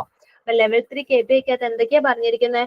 ഓർഗനൈസേഷൻ പ്രോസസ് ഫോക്കസ് ചെയ്യുന്നുണ്ട്, അതാണ് OPF എന്ന് പറയുന്നത്. ട്രെയിനിങ് പ്രോഗ്രാം ഉണ്ട്, ഓർഗനൈസേഷൻ പ്രോസസ് ഡെഫിനിഷൻസ് ഉണ്ട്, ഇന്റഗ്രേറ്റഡ് സോഫ്റ്റ്വെയർ മാനേജ്മെന്റ് ഉണ്ട്, സോഫ്റ്റ്വെയർ പ്രൊഡക്റ്റ് എഞ്ചിനീയറിംഗ് ഉണ്ട്, software group inter group coordination ഉണ്ട്, പിയർ റിവ്യൂസ് ഉണ്ട്. പിന്നെ ലെവൽ 4-നകത്താണേലോ ക്വാണ്ടിറ്റേറ്റീവ് പ്രോസസ് മാനേജ്മെന്റും സോഫ്റ്റ്വെയർ ക്വാളിറ്റി മാനേജ്മെന്റ്. ലെവൽ 5-നകത്താണേലോ defect prevention, technology change management, process change management. Level 5 നമുക്ക് തുടങ്ങാം. ഈ ലെവൽ 5-നകത്ത് ഡിഫക്ട് പ്രിവെൻഷൻ എന്ന് പറഞ്ഞു കഴിഞ്ഞാൽ എന്താ? DP it discovers the cause of defect and devise the technique which prevent them for recurring. Technology change എന്ന് പറഞ്ഞാലോ it continuously upgrade itself according to new tools. അതെന്താ? കണ്ടിന്യൂസ്ലി അപ്ഗ്രേഡ് ചെയ്തുകൊണ്ടിരിക്കും, പുതിയ tool വരുന്നതിനനുസരിച്ച് അത് മാറ്റിക്കൊണ്ടിരിക്കും. പ്രോസസ് ചേഞ്ച് എന്ന് പറഞ്ഞാലോ it improve the software process used to organisation to improve the software quality, increase the productivity, decrease the cycle ടൈമോ അതൊക്കെ improve ചെയ്യുന്നതാണ് എന്തെന്ന് പറയുന്ന PCM എന്ന് പറയുന്നത്. ഇനി 4 KPIക്കകത്ത് എന്തുവാ പറഞ്ഞിരിക്കുന്നത്? 4 KPIക്കകത്ത് quantitative process management, quantitative standards ആയിരിക്കും നമ്മൾ അവിടെ ഡിഫൈൻ ചെയ്യുക. സോഫ്റ്റ്വെയർ ക്വാളിറ്റി മാനേജ്മെന്റ് എന്താണ്? ടു ഡെവലപ്പ് ചെയ്ത quantitative understanding of quality of the software product and achieve the specific quality goal. അപ്പൊ എന്താ? ക്വാളിറ്റി അവിടെ നമ്മൾ അഷ്യൂർ ചെയ്യുക എന്നുള്ളത്. പിന്നെ ലെവൽ 3 KPIക്കകത്ത് എന്തൊക്കെയാ പറയുന്നത്? Organisation process focus. അതിനകത്ത് organisation responsibility is fixed for software process activities that improve the ultimate software process capability. പിന്നെ training program it impart training to the develop ഇത് skill of the knowledge of the organisation staff. അതായത് എന്തോ കൊടുക്കുക? നമ്മുടെ സ്റ്റാഫിന് training കൊടുക്കുക എന്നുള്ളത്, skill provide ചെയ്യുക എന്നുള്ളത്. Organization process definition. It develop the workable set of software process to enhance the cumulative long-term benefit of the organization by improving the process performance. In integrated software management, the software management and software engineering activities are defined and tailored made to standard and software process suiting to organization requirement is developed. The software product engineering. Well-defined software engineering activities are integrated to produce a correct, consistent software product effectively and efficiently. In intergroup coordination to satisfy the customer's needs effectively and efficiently, software engineering groups are created. These groups are participate actively with the other groups. In a peer reviews they are remote defective from the software engineering work product. ഇനി 2 KPI അതായത് level 2 KPIക്കകത്ത് എന്തൊക്കെ കാര്യങ്ങളാണ് പറഞ്ഞിരിക്കുന്നത്? Software project നമ്മൾ plan ചെയ്യുന്നുണ്ട്. പിന്നെന്താണ്? Project tracing and oversight എന്ന് വെച്ച് കഴിഞ്ഞാൽ എന്തായിരിക്കും adequate visibility into the actual process to enable the organization to take immediate corrective steps. Requirement management ഉണ്ട്, പിന്നെ സോഫ്റ്റ്വെയർ സബ് കോൺട്രാക്ട് മാനേജ്മെന്റ് ഉണ്ട്, ക്വാളിറ്റി ഉണ്ട്, പിന്നെ കോൺഫിഗറേഷൻ മാനേജ്മെന്റ് ഉണ്ട്. ഓക്കെ, അപ്പം ഇതൊക്കെയാണ് എവിടെ നടക്കുക 80 KPI ക്കകത്ത്. അതായത് സോഫ്റ്റ്വെയർ മച്യൂരിറ്റി ലെവൽ നമ്മൾ അഷ്യൂർ ചെയ്യുന്നുണ്ടല്ലോ. അപ്പൊ ആ മച്യൂരിറ്റി ലെവൽ അഷ്യൂർ ചെയ്യുന്ന ഓരോ ലെവലിലും നമ്മൾക്ക് എന്തൊക്കെ കാര്യങ്ങളുടെ ബേസിലാണ് നമ്മൾ ഈ മച്യൂരിറ്റി ലെവൽ അഷ്യൂർ ചെയ്യുന്നത്, ഈ കീ പ്രോസസ് ഏരിയ എന്തൊക്കെയാണ് എന്നുള്ളതാണ് എവിടെ പറയുന്നത് 18 KPI ക്കകത്ത് പറയുന്നത്.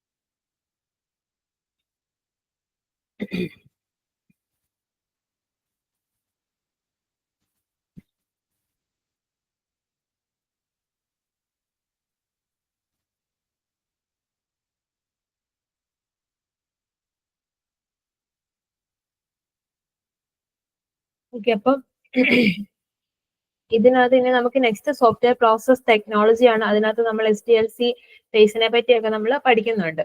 അപ്പം ഇതുവരെ ഉള്ളതിനകത്ത് ഈ എന്താ ലെവൽസ് മച്യൂരിറ്റി, മച്യൂരിറ്റിയും അതേപോലെ തന്നെ മോഡൽസും ഇമ്പോർട്ടന്റ് ആണ് കേട്ടോ.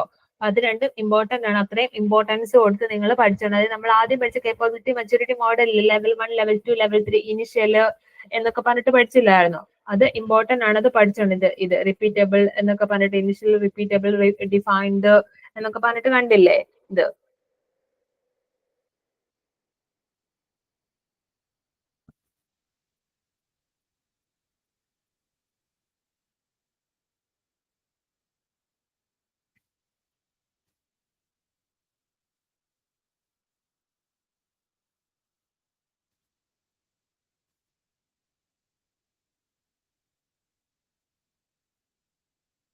ഇവിടെ സോഫ്റ്റ്വെയർ പ്രോസസ് ടെക്നോളജിനെ പറ്റിയാണ് പറഞ്ഞിരിക്കുന്നത്. അപ്പൊ software industry considered software development as A process എന്നാണ് പറഞ്ഞിരിക്കുന്നത്. കണ്ടോ, ഇത് software industry considered software development as A process. അപ്പം ഇതുണ്ട്, software engineering is A field which combine process methods and tools for development of software. അല്ലെ, ഒരു software develop ചെയ്യണമെന്നുണ്ടെങ്കിൽ എന്തൊക്കെയായിരിക്കും പ്രോസസ്സും മെത്തേഡ്സും ടൂൾസും ഉണ്ട്. With concept of process is main step in software engineering approach. Thus, software process is a set of activities. When those activities are performed, specific sequence in accordance with ordering constraints, the desired result are produced. അപ്പൊ എന്താണ് ഈ activities എന്ന് പറഞ്ഞു കഴിയുമ്പോൾ അവിടെ എന്താണ്, അവിടെ step of activities ആയിരിക്കും. അതായത് ഒരു ഓർഡേഡ് ആക്ടിവിറ്റീസ് ആയിരിക്കും അവിടെ നമ്മൾ പെർഫോം ചെയ്യുന്നത്. Software development project require 2 type of activities. ഡെവലപ്മെന്റും ഉണ്ട്, പ്രൊജക്ട് മാനേജ്മെന്റ് ആക്ടിവിറ്റീസും ഉണ്ട്. But these activities together comprise a software process. As various activities are being performed in software process, these activities are categorized into 2 groups called phases. These phases perform well-defined activities. അപ്പം ഇവിടെ എന്താണ് software development life cycle അല്ലെ ആ ഫേസസിനെ പറ്റിയാണ് ഇവിടെ പറഞ്ഞിരിക്കുന്നത്. അതായത് ഒരു സോഫ്റ്റ്വെയർ നമുക്ക് ഡെവലപ്പ് ചെയ്യണമെന്നുണ്ട്, സോഫ്റ്റ്വെയർ ഡെവലപ്മെന്റ് നമ്മൾ പ്രോസസ് എന്നാണ് പറയുന്നത്. അപ്പൊ അത് നമ്മൾ പെർഫോം ചെയ്യുന്നത് എങ്ങനെയാണ്, പല സ്റ്റെപ്പ് ബൈ സ്റ്റെപ്പ് ആക്ടിവിറ്റീസ് അല്ലെ പല ഫേസുകൾ വഴിയായിരിക്കും നമ്മൾ അത് അച്ചീവ് ചെയ്യുന്നത്. അപ്പം അതിന് വേണ്ടിയിട്ട് നമ്മൾ യൂസ് ചെയ്തിരിക്കുന്ന ഒരു മെത്തേഡിനെയാണ് അല്ലെ ആ ഒരു ടൈം, അതിനെയാണ് നമ്മൾ എന്തെന്ന് പറയുന്നത് സോഫ്റ്റ്വെയർ ഡെവലപ്മെന്റ് ലൈഫ് സൈക്കിൾ എന്ന് നമ്മൾ പറയുന്നത്. അപ്പൊ ഇത് വേരിയസ് ഫേസസ് ഓഫ് SDLC ആണ് ഇവിടെ നമ്മൾ ഇനി പഠിക്കാൻ വേണ്ടിയിട്ട് പോകുന്നത്. ഇതിനകത്ത് ഇപ്പൊ പറഞ്ഞിരിക്കുന്നത് 5 ലെവൽസേ പറഞ്ഞിട്ടുള്ള.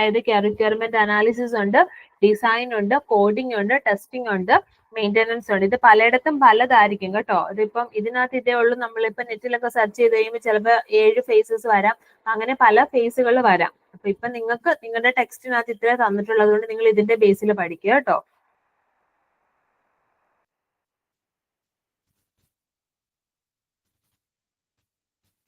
ഇതിനകത്തൊക്കെയാണ് സോഫ്റ്റ്വെയർ ഡെവലപ്മെന്റ് ലൈഫ് സൈക്കിൾ എന്ന് പറഞ്ഞിട്ട് ഡിസൈനിങ്, ബിൽഡിംഗ്, ടെസ്റ്റിംഗ്, ഡിപ്ലോയ്മെന്റ് എന്നൊക്കെ പറഞ്ഞ് കണ്ടോ എക്സ്ട്രാ ഫേസ്. അതായത് നമ്മള് എന്തോ മോഡൽസ് ഒക്കെ മുമ്പേ പഠിച്ചപ്പോ കണ്ടില്ലായിരുന്നു, എക്സ്ട്രാ ഫേസുകളൊക്കെ അതിനകത്ത് വന്നില്ലായിരുന്നു. പക്ഷെ ബേസിക് ആയിട്ട് നമുക്ക് എങ്ങനെയാണ് ഇത്രയും ഫേസ് ആണ് വരുന്നത്. റിക്വയർമെന്റ് അനാലിസിസും ഡിസൈനും കോഡിങ്ങും ടെസ്റ്റിങ്ങും മെയിൻ്റെനൻസും ആണ് വരുന്നത്. അപ്പം ഇതിനെപ്പറ്റി ഡീറ്റെയിൽ ആയിട്ട് നമുക്ക് നെക്സ്റ്റ് ക്ലാസ്സിൽ ഏതായാലും നോക്കാം. ഇന്നിപ്പം ഞാൻ പറഞ്ഞാലും തീരത്തില്ല, അതുകൊണ്ട് നമുക്ക് നെക്സ്റ്റ് ക്ലാസ്സിൽ നോക്കാം. കാരണം ഇത് ഇമ്പോർട്ടന്റ് ആണ്, എസ്എ പാർട്ടൊക്കെ ചോദിക്കാൻ സാധ്യതയുള്ളതാണ് ഈ SDLC എന്ന് പറയുന്നത് കേട്ടോ. അതുകൊണ്ട് നമുക്ക് നെക്സ്റ്റ് ക്ലാസ്സിൽ ഇതിനെപ്പറ്റി പഠിക്കാം. അപ്പൊ ഇതിനകത്തൊക്കെ റിപ്പീറ്റഡ് ആയിട്ട് നമ്മൾ പഠിച്ച കാര്യങ്ങളൊക്കെ വരുന്നുണ്ട്. അതായത് ടെസ്റ്റിംഗ് എന്നൊക്കെ പറഞ്ഞിട്ട് ഒരു ഫേസ് ഒക്കെ വന്നിട്ടില്ലേ, അപ്പൊ ആ ടെസ്റ്റിങ്ങിനകത്ത് നമ്മൾ പഠിച്ച കാര്യങ്ങളൊക്കെ തന്നെയാണ് ഇവിടെ പറയുന്നത് കേട്ടോ. അപ്പം അതൊക്കെ നോക്കുക. നെക്സ്റ്റ് ക്ലാസ്സിൽ വരുമ്പോഴേക്കും ഇതുവരെയുള്ള പോർഷൻസ് ഒക്കെ നോക്കിയിട്ട് എന്തെങ്കിലും ഡൗട്ട് ഉണ്ടെങ്കിൽ നിങ്ങൾ ചോദിക്കുക. തിയറി ആണ്, നിങ്ങൾ എത്രയും വായിക്കുന്നോ അത്രയും വായിച്ചെങ്കിലും അതേപോലെ തന്നെ ഞാൻ പറഞ്ഞായിരുന്നു, നമുക്ക് ഇതിനകത്ത് മസ്റ്റ് ആയിട്ട് ഉള്ള വരുന്ന ക്വസ്റ്റ്യൻസ് ആണ്, റിപ്പീറ്റഡ് ആയിട്ട് വന്നിട്ടുള്ളതാണ്. SRS പ്രിപ്പറേഷനും അതേപോലെ തന്നെ ERഉം DFT ഒക്കെ, അതൊക്കെ നിങ്ങൾ ഒരു പ്രാവശ്യമെങ്കിലും ചെയ്ത് നോക്കിയെങ്കിലേ നിങ്ങൾക്കത് എഴുതാൻ വേണ്ടിയിട്ട് പറ്റത്തുള്ളൂ. കാരണം അത് അത്രയും മാർക്ക് 10-15 മാർക്കിനൊക്കെയാണ് ചോദിക്കാറുള്ളത്. അതുകൊണ്ട് അത് എല്ലാവരും ഒന്ന് ചെയ്ത് നോക്കുക. അപ്പം ഞാൻ പറഞ്ഞു, അതിനകത്ത് എന്തെങ്കിലും ഡൗട്ട് ഉണ്ടെങ്കിൽ നിങ്ങൾക്ക് ചോദിക്കാം. നിങ്ങൾ മിണ്ടായിരുന്നു കഴിഞ്ഞാൽ നിങ്ങൾക്ക് എന്തെങ്കിലും ഡൗട്ട് ഉണ്ടോ ഇല്ലയോ എന്ന് എനിക്ക് അറിയാൻ വേണ്ടിയിട്ട് പറ്റത്തില്ല. അതുകൊണ്ട് നിങ്ങൾ ചെയ്ത് നോക്കിയിട്ട് പ്രിപ്പയർ ചെയ്യാൻ അറിയത്തില്ല, എന്തെങ്കിലും ഡൗട്ട് ഉണ്ട് എന്നൊക്കെയുണ്ട്, ചെയ്ത് നോക്കിയെങ്കിലേ നിങ്ങൾക്ക് ഡൗട്ട് ഉണ്ടോ, നിങ്ങൾക്ക് ചെയ്യാൻ പറ്റുമോ എന്നൊക്കെ നിങ്ങൾക്ക് അറിയാൻ വേണ്ടിയിട്ട് പറ്റത്തുള്ളൂ. അതുകൊണ്ട് ഒരു തവണയെങ്കിലും അതൊക്കെ ഒന്ന് പ്രിപ്പയർ ചെയ്ത് നോക്കിയിട്ട് എന്തെങ്കിലും ഡൗട്ടുകളൊക്കെ ഉണ്ടോ എന്നുണ്ടെങ്കിൽ ഇനി വരുന്ന ക്ലാസ്സുകളിലെങ്കിലും ഒന്ന് ചോദിക്കുക കേട്ടോ. അപ്പം നമുക്ക് ബാക്കി നമുക്ക് നെക്സ്റ്റ് ക്ലാസ്സിൽ നമുക്ക് നോക്കാം. അപ്പം ഇന്നിപ്പം എക്സിറ്റ് ആയിക്കോട്ടെ. അപ്പം നെക്സ്റ്റ് ക്ലാസ്സിൽ വരുമ്പോഴേക്ക് എല്ലാം ഒന്ന് നോക്കിയിട്ട് എന്തെങ്കിലും ഡൗട്ട് ഒക്കെ ഉണ്ടെങ്കിൽ ഒന്ന് ചോദിക്കുക. അപ്പൊ ഓക്കെ.